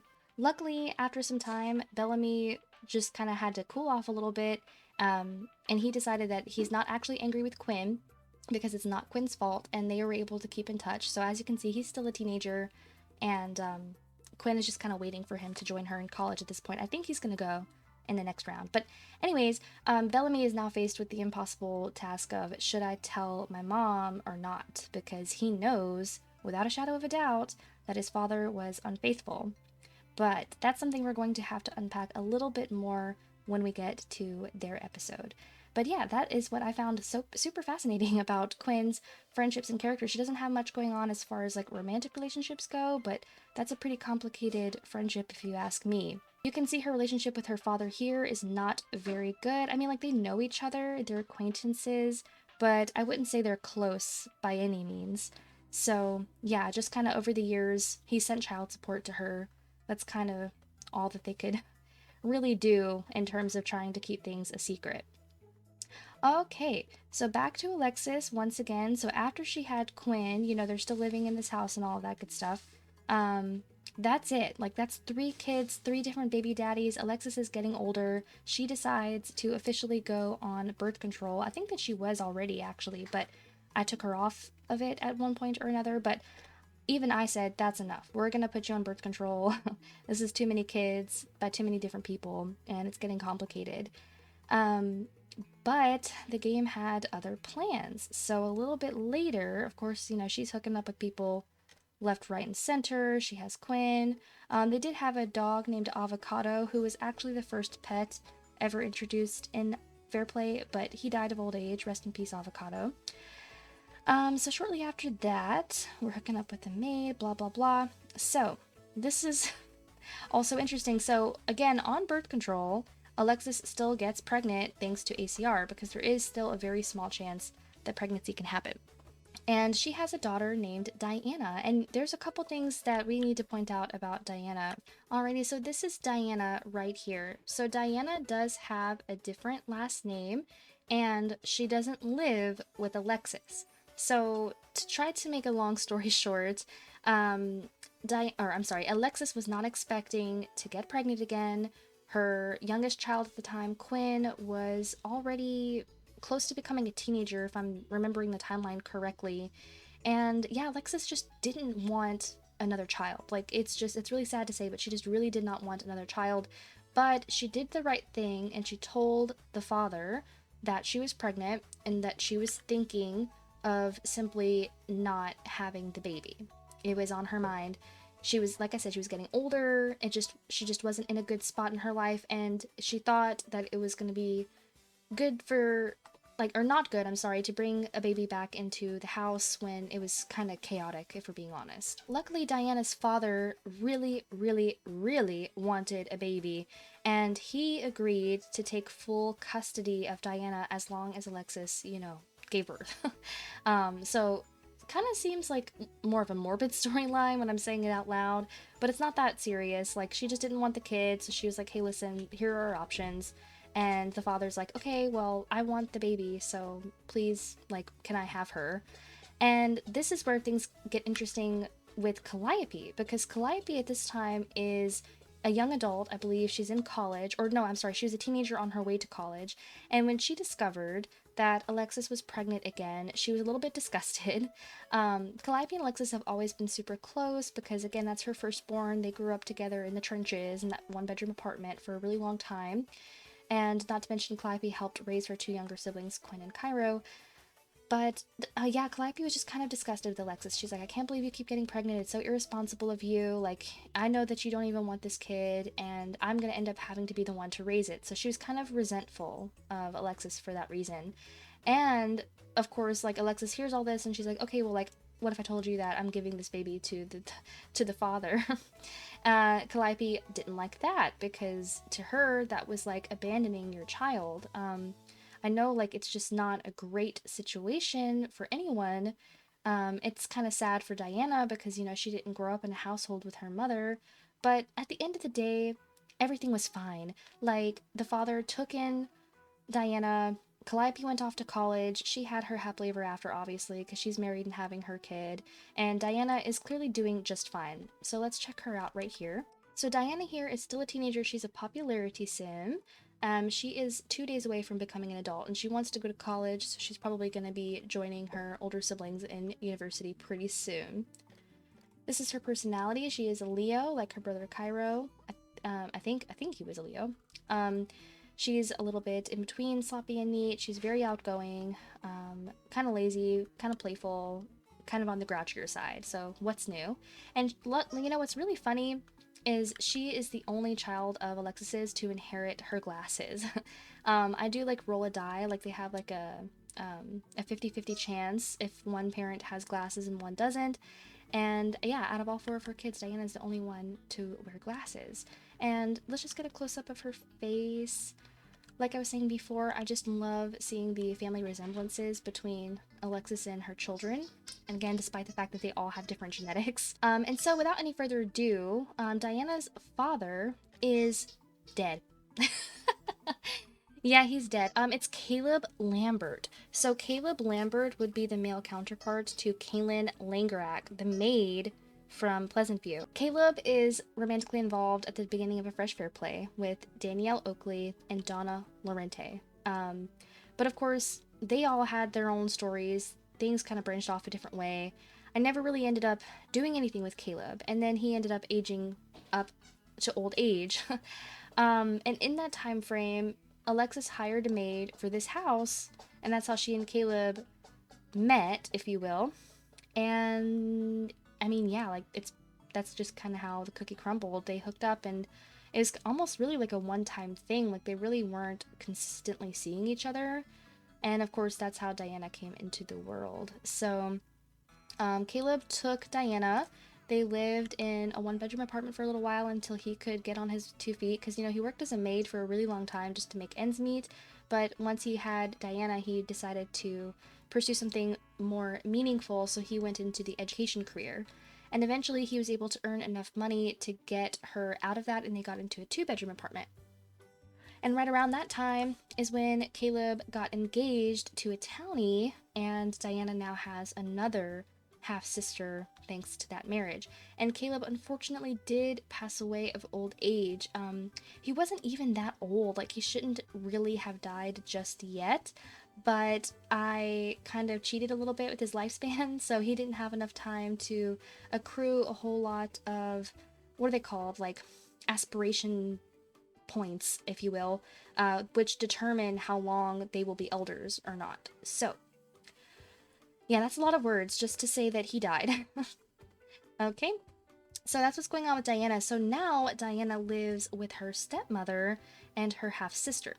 Despite all of that, despite the fact that Alexis gave Diana up for adoption, basically, like she waived completely her parental rights, Caleb and Alexis were on good terms. And despite the fact that, like, Alexis didn't necessarily ask to see Diana and stuff, like, she knew what she was going to be giving up if that were the case. But Caleb was still very kind, and he would invite Alexis to visit on the weekend sometimes, or come to her birthday parties, things like that. So through those small interactions, and also by Alexis bringing around her other kids as well, that is how Diana is able to know her family. So she, through all of that, somehow became very best friends with both her mother, her sister Quinn, and her sister Calliope. She's not quite as close with her brother Cairo, but that's kind of fair because they're very different people. And, you know, as a boy, as the only boy in the whole family, I think that he just didn't have a lot of time, didn't really want to hang out with them too much. He had other things on his mind. And fun fact, oh gosh, it just gets so weird after a while. Diana is currently going steady with Bellamy Burke, and as I just covered, Bellamy is Quinn's half-brother, so Diana is dating her half-sister's half-brother. Oh man, but yeah, if you think that's weird, just buckle up, because once I get to the Oakley episode, I think I'm going to blow your minds, because it's a little... No, it's not just a little, it's very weird, so just wait for that. Yeah, but going back to her personality and stuff, Diana's one true hobby is fitness, so she likes to work out and that kind of stuff. And I think really that's kind of all she's got going right now, besides, you know, she had her very first kiss with Bellamy, they're going steady. It's still, I'm very sad about her father passing away, it was very premature. Oh, and then she got scared by his ghost. But you know, it's a cycle of life, and they all have to face it at one point or another. I mean, eventually all of the children's parents will have died of old age, and that's just, we gotta keep the generations going. What I'll be most interested to see from Diana is whether or not she continues that relationship with Bellamy, because then, say that they get older and have children together, it's like their kids are going to be double cousins or something. Like, I'm not sure how that's going to work. Finally, this is Alexis's brood. She had 3 daughters and 1 son, all by different men. She had quite a bit of a wild youth, obviously, which led to all of this. And then finally in her old years, like she recently aged up to an elder. She's only 56 days old. She wants to get married, and she has no shortage of people to choose from. She's currently in love with Marion Beaumont, Jeremy Burke, Dick Caliendo. Oh yeah, that's a whole other thing. They like reignited their relationship. I just didn't mention that. Nick Caliendo, his brother. Who else do we have? Oh, she fell back in love with Thomas Gray at some point. I don't even remember when that happened. She's still in love with Cairo's father, Andre. She's in love with Beatrice Lloyd. Andrea Oakley, which honestly, I kind of wanted to see her maybe possibly get married to Andrea Oakley. Maybe, I don't know. There's a slight age difference there, but not terribly so. Okay, Lionel Oakley, a townie named Brent Palmer. She has a crush on her maid, Barbara, and she's back in love with Lucas. But it doesn't look like they've interacted in a really long time. So yeah, I don't think that she should continue things with Lucas, considering, you know, her daughter is his half-sister. Oh god, it just gets so weird. Yeah, and then of course, looking at her other friendships, she, just like the other Graves kids and people, she's really close friends with her brother and his kids. I love this family. And believe it or not, we're still not finished with the Graves, even though Morticia Graves only had 2 children. She had Caspian and Alexis, and that was it. She can't have more kids because she's an elder when you start. You might be wondering, well, who is living in the Graves' house? Because they have a house designated to them, and we haven't been there yet, so let's go take a look and see who is in the Graves house. Alright, so welcome to the Graves residence. There is a lot to unpack here. I'm going to try to go through it as efficiently as possible. I did originally plan on leaving this as like the second part, but since they're all technically one big family, I'm just going to lump them all together, and maybe the future episodes will be a tad bit shorter. But yeah, so let's get into it. First of all, this is the house. There's still snow, even though it's spring, because it hasn't defrosted yet. I haven't changed anything about the exterior. I didn't recognize this house. I'm not sure if it was a lot bin house that Pleasant Sims gave a little bit of a makeover to. It's not an exact copy of the goth house, like from Pleasantview, but it's, you know, the flavor was there. It's a little bit similar. So this is the layout right here. And yeah, we have 3 bedrooms upstairs, and we have a whole gaggle of children. So let's just get started, shall we? So, do you remember how when we were in Caspian's house, he married Ginger Newson? I did age her up to an adult so that they could do that, but then that left me the problem of what am I going to do with the other Newson kids?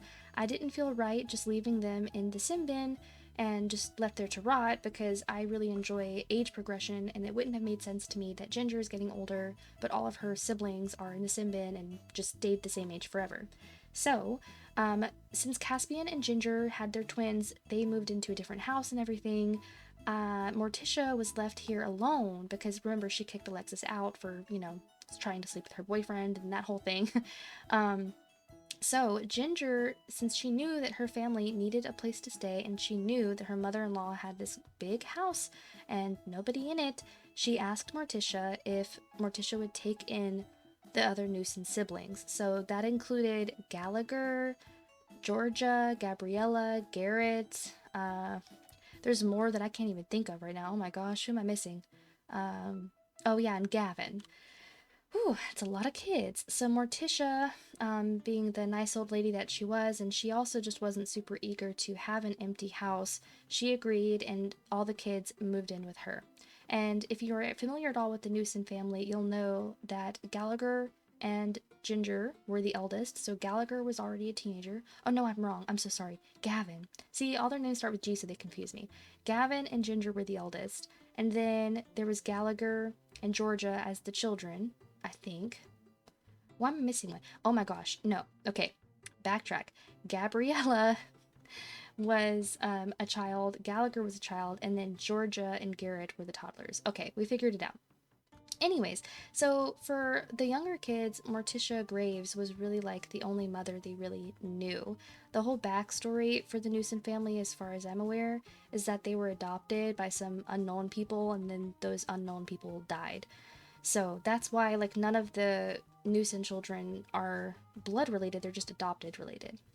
Anyway, so this does make things a little bit complicated, because I did use Sim Blender to make these kids recognize Morticia as their mother, and then recognize, like, Alexis and Caspian as their siblings, but also technically Ginger married Caspian, which made Caspian their adopted brother, but also their brother-in-law.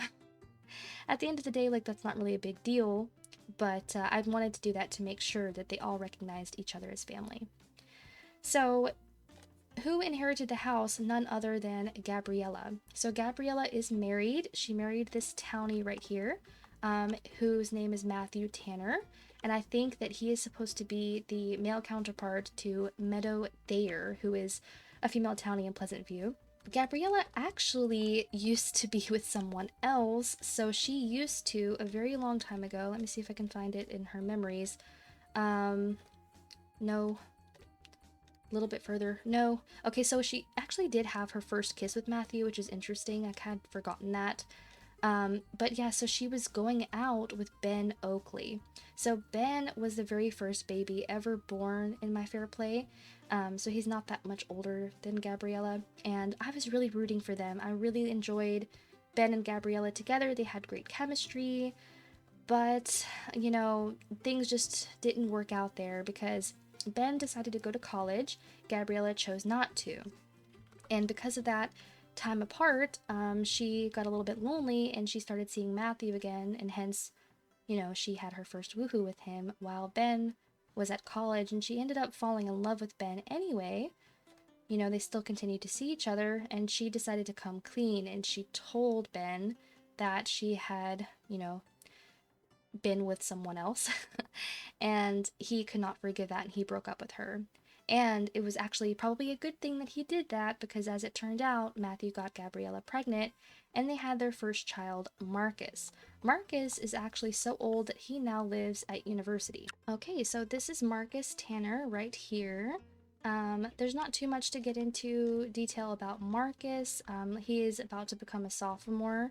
He is romantically involved, or was, with Sadie Burke, one of Jeremy Burke's children. But once they moved to university, I think those feelings kind of cooled down a bit. And if I'm not mistaken, I think she's seeing somebody else. But yeah, that's pretty much all he's got going for him. He is a family sim, just like his mother. He's an Aquarius.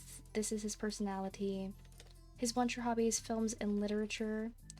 And yeah, he is just, I think he's a really good person. He's a good kid. I hope that he's able to find love soon because I do think that is his main motivator in life, as it is for most family sims. He just wants a great big family. I mean, his family's massive, so he wants to continue to spread the joy of the Newson turned Graves clan. So back to Gabriella here. So she, yeah, she ends up having Marcus. And she's now in love with Matthew. It hurt because she was, that's why it says had two loves at once. She was still in love with Ben Oakley, but that ship had sailed. He was never going to forgive her. And so she gets engaged to Matthew. They end up getting married, la-di-da-di-da. Oh, their butler died. I should have mentioned that Morticia has passed away from old age, obviously. Like, it's been a very long time, so I wouldn't expect her to still be around. But I believe that she died when... Did they have a memory of her death? Yeah, so they died... She died, sorry. Right before Gabriella turned into a teenager. I want to say that was the timeline. Yeah, and so at that point, it was up to the older kids, so like Gavin, for example, to help take care of everybody.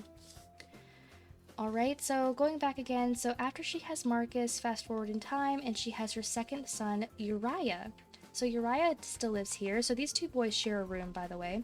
Uriah Tanner is a romance sim. He's very close to aging up. I think he's going to go to college. He has had his first kiss with the townie that I created, named Laura Smith. Can't wait to see if she gets to become a playable soon. His one true hobby is games. He is a Taurus, so this is personality right here. So yeah, so all of Gabriella's children, she has a lot, are by Matthew, by the way. So they all have the same father, same mother, unlike Alexis's brood. And every single one of these kids is acknowledged by Caspian and Alexis as their nieces and nephews, by the way. So like every single one of all of the children that all of the Newsom kids have had are all cousins. And there are so many of them, it's actually crazy. So yeah, so she had Marcus, and then she had Uriah. By the way, she did have a job, but she ended up quitting because she wanted to become a full-time mother. Obviously, she got to inherit the Graves house and fortune, even though they have burned through it quite a lot. Like, Caspian actually has the majority of it, but he was kind enough and generous enough to let Gabriella keep a good brunt of it to upkeep the house with. Anyways, yeah, so lots of stuff is happening, and then she has her third child, Julian. So you may notice at this point she only has sons. Yeah, she seems to only be able to have boys. So this is Julian right here. He is also a romance sim, which I find hysterical. He just recently became a teenager though, so he has not had the chance to like have his first kiss or anything like that. Yeah, there's not too much to say about Julian. I think he's super cute. It's kind of fascinating to me, like I don't think any of these boys really look that much alike. I'm not sure where they're getting these genetics from. Let's put them maybe side by side really quickly.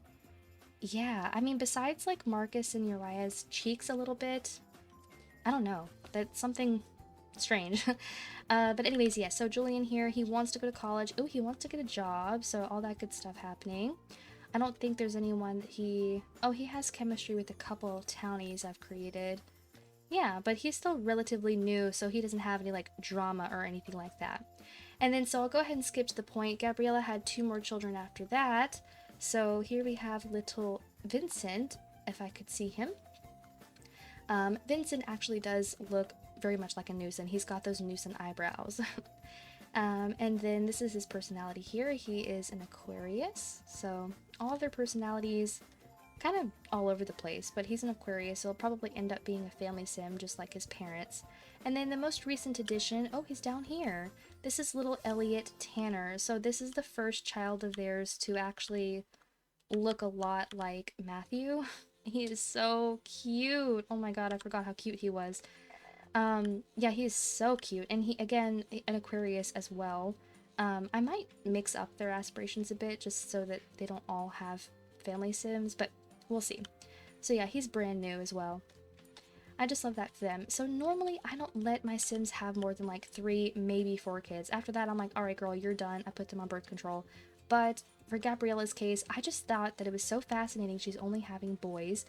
I know that you can save the game and just exit out and come back and the gender will be randomized, but it's more fun for me to just accept the first baby because to me that's like what the game gave me. So I just kind of want Gabriella to keep having kids until she has a girl. And then if she can finally have a daughter, I'll put her to rest. But but for the time being, as you can see, she wants another one. It's also a fear of hers though. Probably because she's getting on up there in age. She only has 13 days until she becomes an elder, which is pretty close. So that is all 5 of her kids. Matthew over here is a little bit older as well. He's 11 days from becoming an elder. So even though this family doesn't necessarily have to work, Matthew does work. He's an underwater demolitionist in the oceanography career, and he is also a family sim, so he is super crazy about all the babies, and he wants another one too. So I do think that it is in this family's future to have a ton more kids. And then as an honorary mention, I realized I forgot, oh my gosh, the dogs were always on the floor. I realized I forgot to talk about Alexis's dog that she currently has. Their dog's name is Jellybean. But I just had to show you this old girl. This is the most beautiful thing to ever be created. This is French Fry, and I did not make her. She just came to me like this. She is fluffy, and she has a big curly tail, and those tiny little eyes. I just love her so much. So that's French Fry, and they've recently adopted a new puppy down there, and his name is Waffles. Oh, how cute. I think he's blind, maybe? I don't know, I can't see his eyes for some reason. Maybe because he's stuck back there. Alright, so yeah, that is what's going on in this house. Morticia's grave has been moved to the cemetery that we have here in Fairplay, and Gabriella's siblings are all spread across the world, so I think we're just going to go in chronological order after this point. So the next eldest sibling of theirs would be Gavin Graves, so we're going to pop over to Gavin's house. Okay, so welcome to what is actually technically the Draper family's house. Shockingly, there is no Draper name in my game anymore, so Draper was the Dreamer family, with Dara and her daughter Dee Dee, but Dara and Dee Dee both married, so the Draper name is gone. And living in this house in which Dara and Dee Dee used to live is a whole mishmash of people, and there's quite a lot going on here, so I'm going to try to trim it down as much as I can. But the main reason we're here is because this is where Gavin Graves lives. And I didn't mention this when I was going over Gabriella's family, but if it isn't obvious already, I did give all of the Newsom kids the Graves last name, just to solidify the fact that they were legally adopted by Morticia, and they are legally Graves' children. So, Gavin is here because he married Robbie Graves, well, Robbie Brooks. Robbie's up here. Robbie is actually Roberta, but I did not like the name Roberta, so I've decided to elect to call her Robbie. She was the baby that's born like just before their mother died. Basically, the Brooks are supposed to be the Brooke family, and so Brandon down here, Brandon Brooks, is supposed to be Brandy Broke. So, long story short, Brandon Brooks had 3 children, 3 daughters. He had Dusty, Belle, and little baby Robbie. So that is their relevance, and we'll talk a little bit more in detail about them when we're ready to talk about the Brooks family, but a lot of it is in this house, so I'll just cover some of it while I'm here. Long story short, Gavin married Robbie, and they had 2 children. Winry, right here, she's a teenager, and Lydia, down here. So there is quite a lot of drama. Oh, there's some very harsh lighting in here. There is quite a lot of drama with Gavin and Robbie because Robbie's actually his second wife. Gavin actually used to be married to Andrea Oakley. I'm trying to find her in his relationships because she won't be in his family tree anymore. Gavin and Andrea, here she is, they're enemies. Yeah, the little redheaded woman that you remember I said that Alexis possibly maybe might marry. Yeah, so if they did that, if Alexis and Andrea got married, it would be like Alexis married her adopted brother's ex-wife. So we'll see how I feel about that. But yeah, so a whole thing went down. Gavin and Andrea had been dating since they were like teenagers, if I'm not mistaken. I really loved them together. They were each other's first kiss, first woohoo, first everything. They went to college together. They, it seemed like they were gonna be endgame. And then Andrea and Gavin did not live like in the same on-campus housing, and he ended up meeting Robbie Graves when Robbie came to college, and he kissed her. It seemed to be just a very strong attraction. I'm not sure if it's like Gavin had been dating Andrea for so long, and since they were so young, that they, I don't know, he was tempted by outside forces. I'm not sure what the reason was, but regardless, he ended up cheating on Andrea and continued to do so even after he got engaged to her. And so it is kind of in my thought process that Andrea sort of kind of was pressuring Gavin to get married because her father, her adopted father, was dying, and her adopted mother had already died, and Andrea really wanted her adopted father to be present if she was going to get married. So yeah, there was kind of a lot of pressure coming from her side of things, hence why he chose to propose to Andrea, even though he's obviously having some feelings for Robbie. He decides to do that, and he continues the affair, even going so far as sleeping with each other. And so that's important to remember, because they were sleeping with each other. He decides to marry Andrea anyway, and then next thing you know, there is a baby. And it's not Andrea's baby, no, it's Winry. So unfortunately, even though her parents are married now, Winry's, birth was out of wedlock, and she was the hidden affair baby for a little while. What I find really tragic about all of it is that Robbie here was actually very best friends with Andrea, so it really is one of those cases where, like, you can't trust even your closest friends. It's pretty evil, but it's just kind of what happened.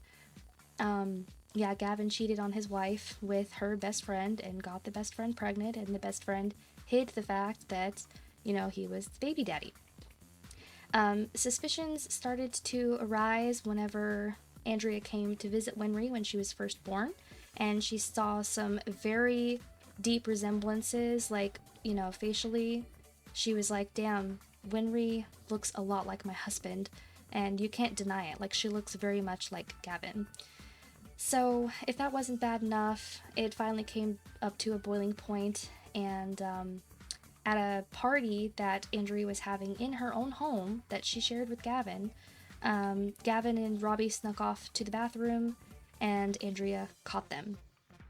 At that point, everything came out into the open. Gavin confessed, well, obviously, because he was caught, and that is at the point that Robbie also came clean and said, by the way, he's also the father of my child. Like any sane person would, Andrea divorces Gavin. This was too much for her. She did not have to deal with that. So, yeah, and she was crazy pissed. And again, as she should be, she lost both her husband and her very best friend. So that was a very painful time for her. So I don't like Gavin because of that. I think that that was a very dirty move, and I did not direct him to do any of it. It was all like an ACR affair that I just simply didn't intervene, so I'm not innocent. But yeah, it was interesting stuff. So finally, after the divorce goes through, well, shortly before, but all that, Gavin comes over and he moves in with Robbie and Winry. Yeah, so here we have the divorce, moved out, and then he's still hooking up with Robbie, and they're seemingly in their honeymoon phase at that point. And then shortly after that, they decide to get married themselves, and then in comes Lydia. So of course, Winry at that time was carrying the Brooks last name, but when her parents got married, she was able to take her father's last name, and now they're both Winry and Lydia Graves. So a couple things about Lydia. She is a Gemini. She's a fortune sim. This is her personality. Her one true hobby is fitness, but she's more interested in games at this current moment in time. I don't think that she has a romantic affair. Hello. I don't think she has a romantic partner, but we are getting close to this Leo Prescott. It's another townie that I created. I was running dangerously low on teenaged townies, so I had to make quite a few myself. In fact, every single one of these sims, except for Hollis Burke, is a townie I created. So yeah, Winry is still getting established in life, so there's not much going on here. She does become an adult in 3 days. She's probably going to go to college, okay? And, oh yeah, and Winry and Lydia are in private school, by the way. So Lydia over here is going to become a teenager very soon. So she got very lucky. She didn't get the same... Let me turn off these lights. She did not get the same unfortunate nose that her sister did. Yeah, but she... Let me see again. Yeah. Winry has kind of like an alien nose situation going on, but she's still very cute. But yeah, they don't look too much alike, do they? But yeah, they have the same mother and father, so that's how that went. She is also a Gemini. It's like they can only have Gemini kids or something. Their personalities are very similar, so as you can see, Lydia is just a little bit messier, a little bit more active, but they're pretty much the same. Alright. We do have a dog named Oatmeal. Had to show off the cutie. Yeah, so that's pretty much it for Gavin and Robbie. Robbie, I think, since we're here, we can go over her history a little bit. But yeah, so she had a romantic past with other Sims besides Gavin. So she's still technically in love with Alejandro Leave, which is a Sim she met in university. She's still in love with Nick Caliendo, but like, he's in love with everybody, so that's nothing special. She's currently an executive chef, level 8 in the culinary career, so like she definitely made a name for herself. I kind of don't really wish well for her either. I low-key was hoping that her marriage with Gavin would blow up in flames because it's no less than they deserve. But they've been married for a while, and I think nothing has happened. I don't remember anything happening. Yeah, no, they are just living in wedded bliss. It's really unfair to Andrea, but it wasn't good at the time, but she's doing better now. And that actually reminds me that I forgot to show you that Gavin here is an international sim of mystery, so he's almost maxed out in the adventurer career, which I found an interesting choice for him. As you can see, that is his big want. He wants to earn 100,000 simoleons, like his lifetime want, but yeah. So, next on the Newson/Graves list after Gabriella and Gavin is going to be Gallagher Graves. So once again, Gallagher, all of these Sims are adults, by the way, and they're all married, and they all have kids, so it's going to take us a while to get through, but next is going to be Gallagher Graves. Okay, so welcome to the other Graves house. I'm just gonna keep saying that because they're all technically the Graves house. This is the first of many that you're going to see of renovated Pleasantview homes that I downloaded. I believe this edit was made by Furtana, or Furtana, and it should be available on Mod The Sims. So I decided to implement these because it's very reminiscent of Pleasantview, but it's just different enough for me to not feel like I'm just copying Pleasantview. So, the reason we are here is for Gallagher Graves, and he's out back right here. This is him. He's super cute. He's got a little bit of a belly going on right now. So similar to his sister Gabriella, he is a family sim. He's pretty close to becoming an elder. He's the same age as her, yeah, so he's 13 days. His lifetime wish is to graduate 3 children from college. He currently only has 2, and he wants to have another, or no, I'm sorry, his wife wants to have another, so I'm sure that'll be happening soon. He is a university guest lecturer, level 6 in the education career, and I like that a lot for him.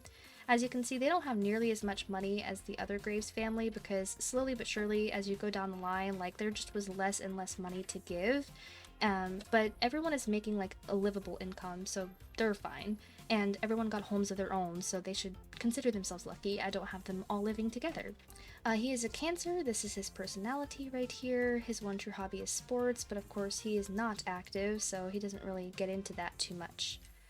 He is currently married to his wife Olive Graves, and Olive here has quite a history, but we'll get to her in just a second. So he's very close friends with his children, his siblings. He's still technically in love with this sim named Nora Oakley. His history with Nora is convoluted quite a bit. She and Gallagher got together, I believe, when they were teenagers, and she broke his heart, hence why he's still in love with her. I don't think, like, even though their relationship is 100 over 100, are they having, they're having an affair. I did not remember that.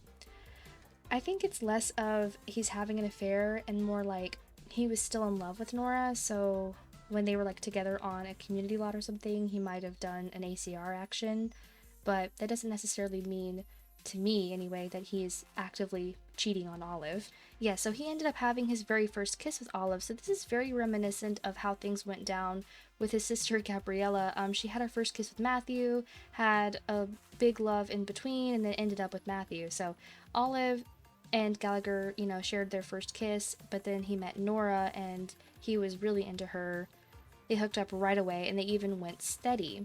So fast forward in time a little bit, and he falls in love with Olive and just gets engaged to her. So I'm trying to remember like what the deal was there. I think really Nora was just emotionally unavailable, and it's a similar story as we saw earlier. Like Gallagher is a family sim. He wanted commitment, he wants children one day, and Nora either didn't want that or she just didn't want that with him. Nora was actually seeing like quite a few different people, so that's also a possibility. So fast forward in time, he gets married to Olive. They are doing their thing, and they eventually had a baby. Yeah, so it took some time. I was actually surprised about how long it took for them to have a child because they were trying, but eventually they managed to have their son. Okay, so this is Zachary Graves, and once again he has those infamous Newson eyebrows. I don't know what it is about those eyebrows and that nose, but it's very prominent in all of the Newson kids, even though like they're not blood related, so not sure how that happened. But anyway, this is Zachary. I think he's super cute. He's, you know, freshly a child. Like, he just turned into a child like 2 days ago, so he doesn't have too much going on. So, but yeah, this is Gallagher and Olive's first child. Okay, so Olive, first of all, she's beautiful. Oh my goodness. I don't remember what her maiden name was. It was Carpenter. Olive Carpenter. So I think this is the female counterpart to Orlando Santowski from Pleasantview. I'm pretty sure, anyway. So Olive has quite a bit of a checkered past. Even though she's a family sim, she was romantically involved with a couple different people. So obviously Gallagher was her first kiss and everything, but then she was also romantically involved with Lucas Burke. At the time he was much younger, of course, and things with Lucas were interesting because Lucas was engaged at the time that he was seeing Olive. Or, no, I'm sorry, he wasn't engaged the first time they hooked up, but then he was, and Olive kept going back to him. And then Olive caught Lucas cheating, but really it was the other way around because Lucas's fiance / wife caught him cheating. And it was while she was pregnant, which was really terrible. But, we'll get to Lucas's episode shortly, but, he reconciled with his wife and everything, and basically he kicked Olive to the curb, and she was super pissed about it. She was, like, really obsessed with Lucas for a really long time. Finally, though, she decides to get over it, and that's when she gets engaged to Gallagher, and she married a rich sim, so really, she lucked out at the end of the day. And like I said, that's when they had their first son, Zachary, and they recently had their second son, Gabriel, who I almost forgot about because he's so new. Gabriel is probably in his crib. Oh no, he's on the floor. Yeah, everyone's on the floor and out of bed and stuff because I, have some mods that reset, I think. But this is him, so he's probably gonna look a lot like Zachary. He's got the same skin tone, same eye color, same hair color. Super cute kids. There's really not much more that needs to be said about Gallagher and Olive. They are pretty tame in comparison to lots of the other drama in Fairplay. Other than the fact that he's still in love with Nora, he does need to move on. I mean, it's not nice to his wife that he's still kind of hung up on his ex. In fact, I think he's even more attracted to Nora than he is to his own wife, but you know what, that's fine. It doesn't always end up the way that you think it will. Okay, so in terms of the next Graves sibling, I believe after Gallagher and Gabriella and Gavin, next is going to be Garrett and Georgia, so I'll just go to Garrett next. Alright, so now we are at a much more humble and much smaller home. This is where Garrett Graves lives with his husband and their son. So, oh, hello, let's get in there a little bit. So Garrett starts the game as a toddler, so I have seen him come on up since he was a little baby, and we have some nasty instant meals out for some reason. Oh, hello. Garrett is actually very handsome. I like him a lot. He's super cute. He's 16 days from becoming an elder, so that makes him about, 3 days younger than Gabriella and Gallagher. So he is a knowledge sim. His lifetime wish is to become a game designer, and I think that he has a secondary aspiration. Oh, he's a family aspiration, or secondary family, sorry. I just remembered that I forgot to look at what Gallagher and Olive's secondary aspirations were, but it's fine. It's not that big of a deal. Alright, so we are a guild leader in the gaming career, so obviously, he wants to get on up there. He's very young, so if he does reach the top of his career this young, that's pretty good for him, honestly. This is his personality. He is a Pisces. Because he's a Pisces, it makes sense that he took Morticia's death the hardest.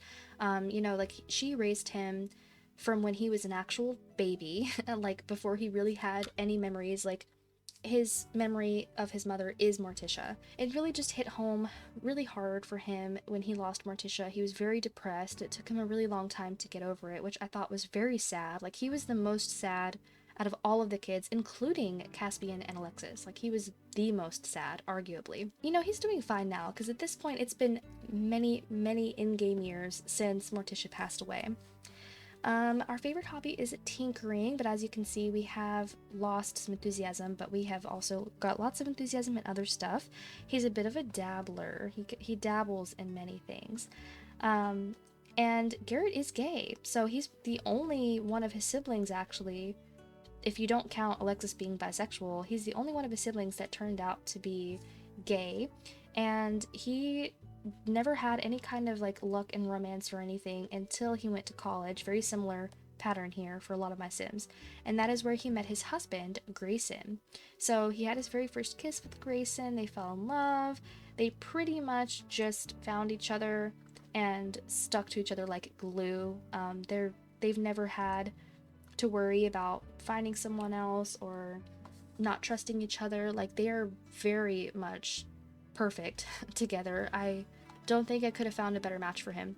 So this is Grayson right here. Grayson, I believe, was a randomly generated university sim. I think, if I'm remembering correctly, he was the secret society sim, so the one that you have to befriend to get into the secret society at college, but Garrett didn't get into secret society, he just got a husband. So yeah, we are also a knowledge sim. He is a secondary family just like his husband, and Grayson is in the sports, or I'm sorry, he's in the journalism career as a sports columnist. So both of these gentlemen are doing very well for themselves. As you can see, they actually have a very decent amount of money, but the reason they live in this small tiny house is because this was their starter home. This is where they first moved to when they first got married, and they just are saving up for a bigger space as their son gets a little bit older. So their child down here, this is Dexter Graves.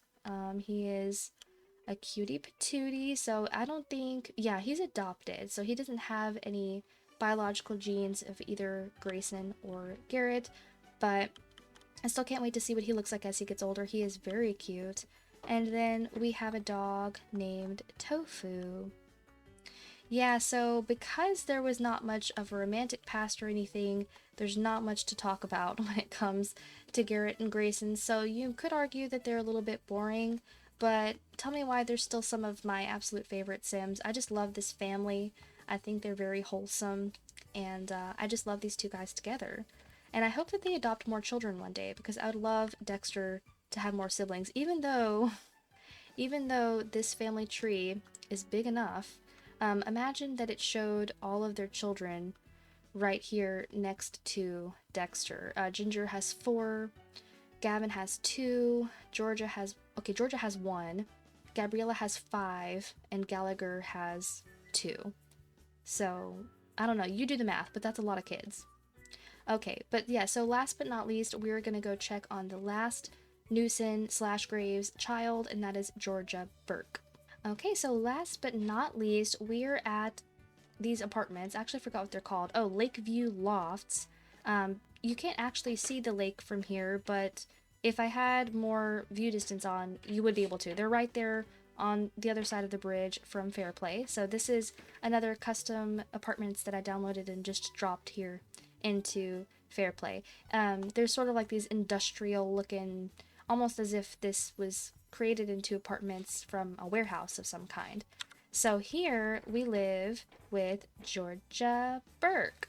So Georgia is married, and she did take her husband's last name. So here she is in all her glory. She is very cute. I just adore her. She is a fortune sim. I almost said knowledge sim, even though I'm looking dead at that. She's a fortune sim.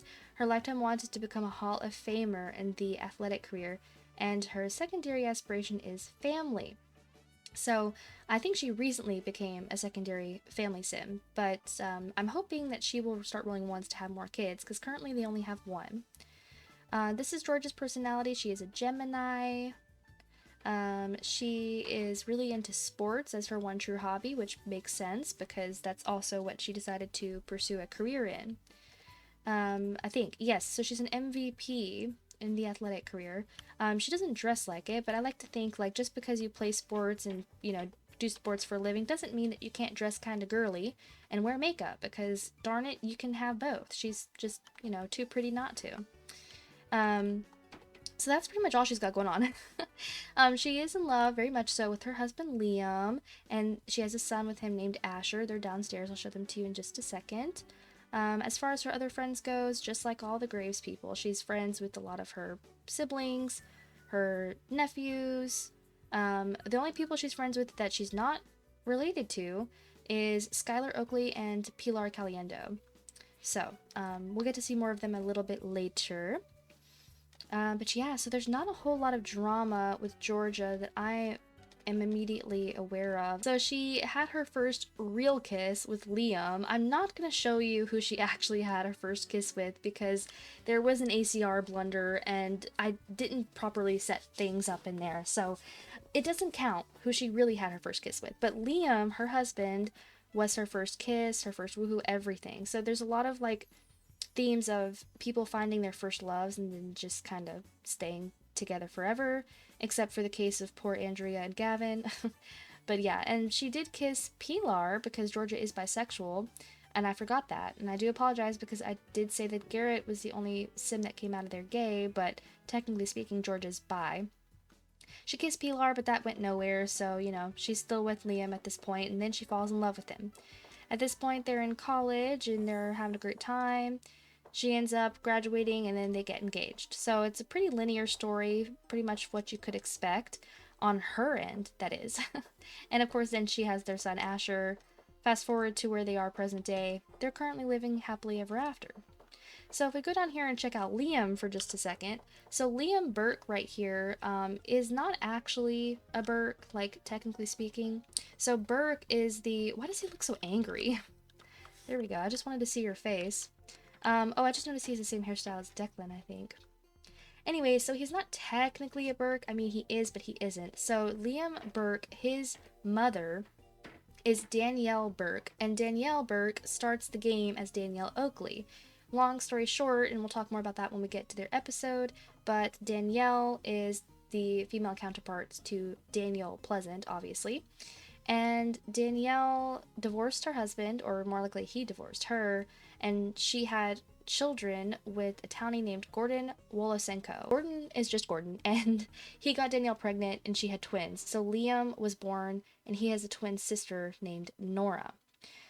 Yeah, so we talked about Nora a little bit earlier. She's going to keep coming back quite a lot like that. And then, of course, they have their two half-siblings, Lionel and Angel, because that's supposed to be Lilith and Angela. Yeah, so just imagine that Liam and Nora are Lilith and Angela's half-siblings on their dad's side. And that's basically what you've got here.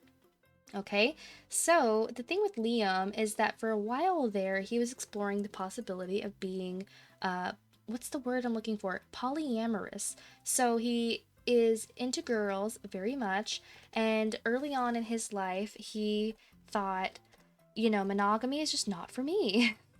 So he has his first kiss with Georgia, and, we just saw all of that in her memories, but he was kind of two-timing her a little bit as teenagers because he also was seeing Hazel. So we didn't explore Hazel just yet because I'm just gonna kind of go over her when I go over the Draper family a little bit more.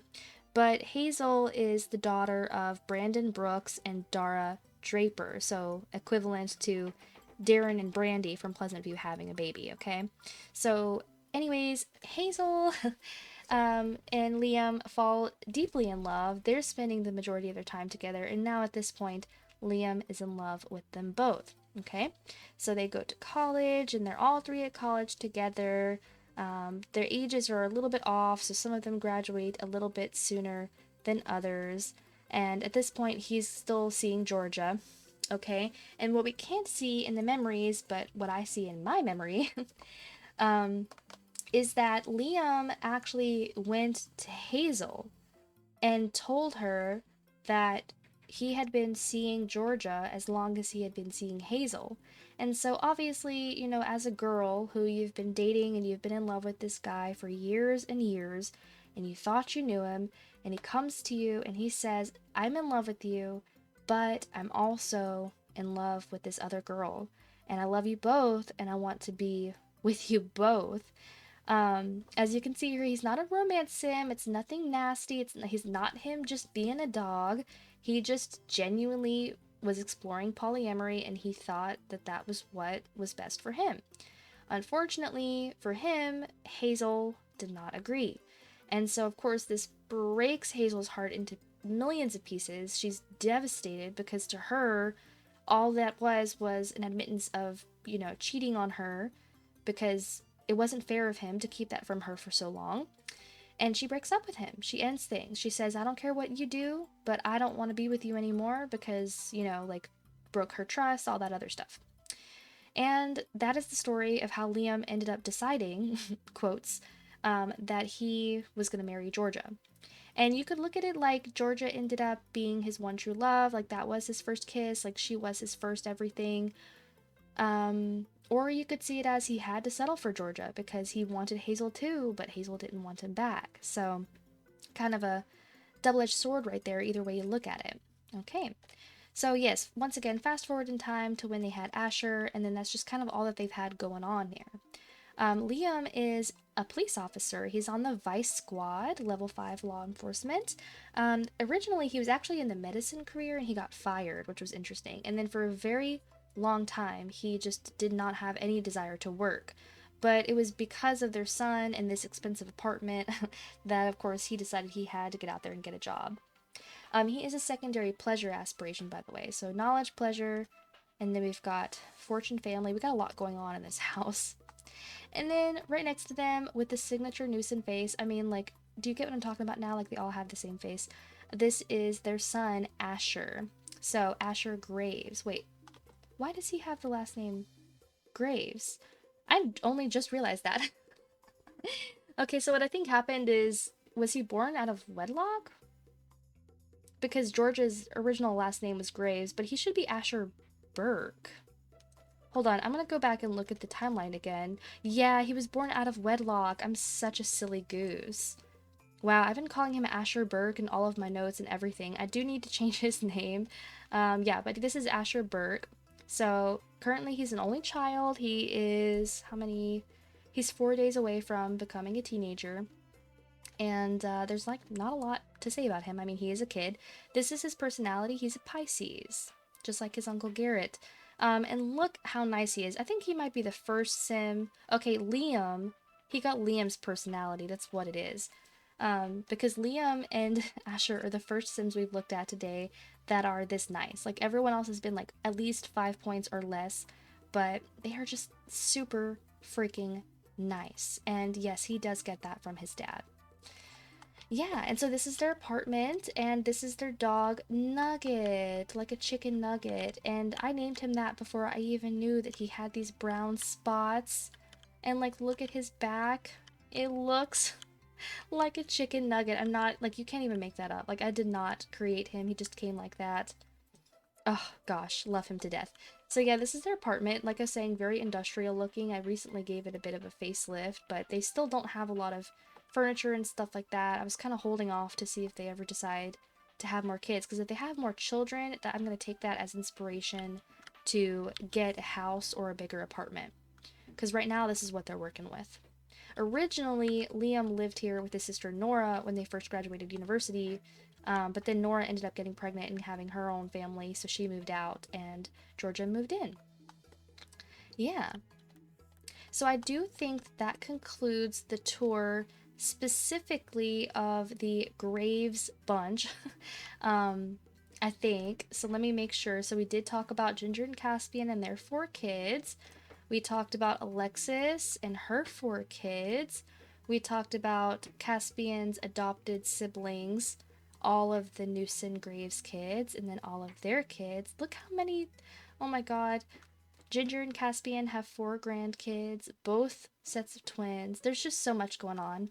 That reminds me. See, this is why I'm glad I checked the family tree, guys, because I did not go to Fabian's house to show you his family. So let's go over there real quick, and then I promise, I have no idea how long this episode is going to end up being, but I promise Fabian's house will be the last one. Alrighty, folks, so this is the very last house. This is where Fabian lives with his wife and his children. This is technically not even supposed to be like a home for a family. It's like a starter house, and I think that eventually they're going to have to upgrade because there's just not enough room in this tiny little thing. If I'm not mistaken, I think that this is another one of Fortana's lots. I think that this is one of the condo makeovers from their Pleasantview series, so I would check that out. I'm pretty sure it is anyway, and I just have decorated it to my own tastes. So down here, once again, we did see him earlier, but this is Fabian Graves, the twin son of Declan, or twin brother of Declan, the son of Caspian and Ginger. So we've seen all of his siblings, we've seen all his nieces and nephews and cousins and blah blah blah. So this is his house. So a couple things about him. He is married to Hazel, and we just finished talking about Hazel, so that was kind of a perfect segue. Hazel was dating Liam Burke and smashed her heart into a quadrillion thousand pieces. She's already kind of an emo girly, so it really hit her hard, and she kind of sort of fell into the arms of Fabian. So right around the time that this is happening, she's like, you know, kind of becoming very close with Fabian. They start dating and stuff, and things just started to unravel from there. So let's get back into it. So she kissed Fabian, they got engaged, it all happened very quickly. Fabian is a tad bit older than Hazel, So he's got 17 days, she's got 19 days. So yeah, only 2 days older, but in my university time, that's like 2 semesters basically. And he graduated and left to come move back to Fairplay. And Hazel had to become housemates with a sim named Jace Oakley. Oh my gosh, she had an affair with Liam. Well, after that, they broke up with Jace Oakley. Sorry, the timeline didn't add up there, but yeah, she and Liam had kind of ended things at this point. And she meets Jace. He's her housemate at college, and oh my god, just the sparks were flying. At the time, they had 3 bolts of chemistry. I promise they did. Now they only have 2. As you can see here, she is still deeply in love with Jace, but it is not exactly requited. It is and it isn't. Like, technically it is, but in my head it's not. So she fell really hard for Jace, and then she is just kicking herself because she can't believe she jumped into the engagement with Fabian so quickly. But she also knows that Fabian is just such a fantastic guy. He deserves the world. He's basically like a golden retriever in sim form. And she really just doesn't want to break his heart. So, unfortunately, she makes a bad decision and continues to kind of sleep with Jace all the way until she graduates. And of course, that is how she ends up falling in love with him. So fast forward in time, we're all the way up here. It's time for her to graduate. She had an affair with Lucas. What? And she had an affair with Fabian. That's her husband. All right, I think something's wrong with her memories. Not sure about all that, but yeah, so she had an affair with Lucas. I remember this now. So this was my, how shall I say, my interpretation of her actions. So she was present at Lucas's child's birthday party where his wife was present, his whole family was there, and Hazel just walks right up to him and flirts with him in front of everybody. So like Lucas's wife saw it, she got super mad. And yeah, everything just kind of blew up in Hazel's face. Luckily for her, Fabian wasn't there and he didn't witness this and he hasn't heard about it. I don't necessarily see this as Hazel desiring Lucas as much as it was she is feeling so cooped up. She's feeling very regretful about her marriage. Again, she does love Fabian, but this just wasn't her soulmate, or she doesn't feel that he was her soulmate. I think she believes now that Jace Oakley was her soulmate. And so here she is now trying to kind of do whatever she can, even if it's subconscious or unintentional. She is trying to blow up her marriage. And yeah, I don't know what that is about her having an affair with her husband, but but yeah, that was my interpretation of her flirting with Lucas. I think that she was hoping that, she's heard about Lucas's reputation, and she may have been hoping he would pursue something with her, and that they could, I don't know, have an affair, and that would be her way out. Because I know it doesn't make sense, but I'm sure it wouldn't make sense to Hazel either. She doesn't want to simply up and leave Fabian because she can see how happy he is, but she also, like I said, is subconsciously trying to sabotage the marriage because I just don't think that they're gonna be together forever, is basically what I'm trying to say. Of course, after all this happens is when she gives birth to their twins. So, over here, let's see, how can I get a good look at you? There we go. So this is the son, sorry. This is their son. This is Brooks. So I actually was on the letter B for my naming system, and I thought, you know what? Her maiden name, Hazel's maiden name, is Brooks. So let's name, because that name is now dead, because all of the Brooks sisters took their husbands' names when they remarried, or married. I decided to have the name live on as a first name, and I'm probably going to do something similar when I'm on the letter D. If someone in that family has a baby, I could name them Draper, because now Draper, Brooks, and Lorente are all dead because they were married away. Anyways, so yeah, that's Brooks. He is a, what is this, Scorpio? Super neat, outgoing, active, very serious, very grouchy. He's gonna be kind of mean, but that's to be expected. Yeah, but he's a toddler, so there's not much else to say about him. And then his twin sister, Violet. So let's get down here. So yeah, this is Violet, and I think she looks very much like Fabian. She looks like exactly like Fabian. Maybe a little bit of Hazel in there, but mostly Fabian. And this is her personality. Let's see how different it is. Yeah, very different. Well, kind of. She's a Gemini. So she's much more playful than her brother. But that's pretty much where the differences end, because otherwise they're not that different. I feel like I didn't properly say this, by the way, because I said it like a long time ago and I'm not sure where I said it. But just to remind you who Hazel's parents are, since we're on her right now, her father is Brandon Brooks, you know, and her mother Dara, which is supposed to be like Darren Dreamer, she did pass away of old age. I feel like that was very obvious when I was over there at their house because you could see her urn, but I just want to clarify because I just didn't properly talk about her. Brandon and Dara did get married. She recently passed away of old age. Okay, so Hazel actually has 4 sisters because of that, because she has her sister from her mother, Dara, she has her sister Dee Dee, and then of course on Brandon's side we have Dusty, Belle, and Robbie, who we've already talked about. Well, sort of. We're gonna actually have a separate episode for like the Oakleys and so on and so forth.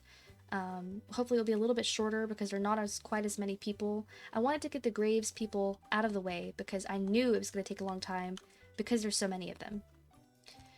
Alright, so I think that's pretty much it about Fabian. We went over him in a little bit more detail earlier when we were visiting his house, or his family's house. This is their cat, Mochi, by the way. Poor Fabian, like, I feel terrible for him. Like, I really don't want things to end poorly between him and his wife. He loves Hazel so much. I mean, she really is, like, the only person that he's ever expressed a desire in. Sort of. So this is where it starts to get painful, because if he were to find out that Hazel had an affair, if she starts to have an affair, that is, because I don't really count the thing with Lucas as an affair, but if she decides to maybe start seeing Jace again or something like that, yeah, it's gonna hurt him a lot. Let me show you why. Because his first kiss was with Nora Oakley, and he was in love with her, and they were going steady, and everything was going so great, but Nora had to wreck it by cheating on him with Jace. Yeah, so imagine how heartbreaking it would be, because that was devastating for Fabian, okay? That was big. That was his first love. And she cheated on him with this guy. So imagine how devastated Fabian would be if he learns that his wife cheated on him with the same man that his first girlfriend cheated on him with. I mean, that would be a self-confidence blow to anyone, I think. But, like, that would just be truly, I don't know, reopening the wound. So, obviously things didn't end well there. He broke up with Nora, and fast forward in time, he, you know, went straight to Hazel, basically. I mean, like, as soon as he got to college, that's where he met Hazel and fell in love with her, and they dated all throughout his college years. It wasn't until after he left that she got together with Jace. So yeah. At the end of the day, I think that Fabian deserves to know about what's going on, or the fact that, you know, Hazel cheated on him when they were engaged. Like, that was not right, and she needs to come clean. But like I said, one way or the other, I'm afraid Hazel is going to blow things up. Whether intentionally or unintentionally, it's gonna happen. Alrighty, and did I talk about their secondary aspirations? So Hazel's a knowledge sim with a secondary romance. I almost forgot about that. So I did give her secondary romance for that reason, for everything that I just said, because I think it's sort of in her character at this moment. I think she will outgrow it, but at this moment in time, she is just like a wrecking ball to her own life. That's kind of what's going on there. And then Fabian here, he's family and secondary pleasure. So, yeah.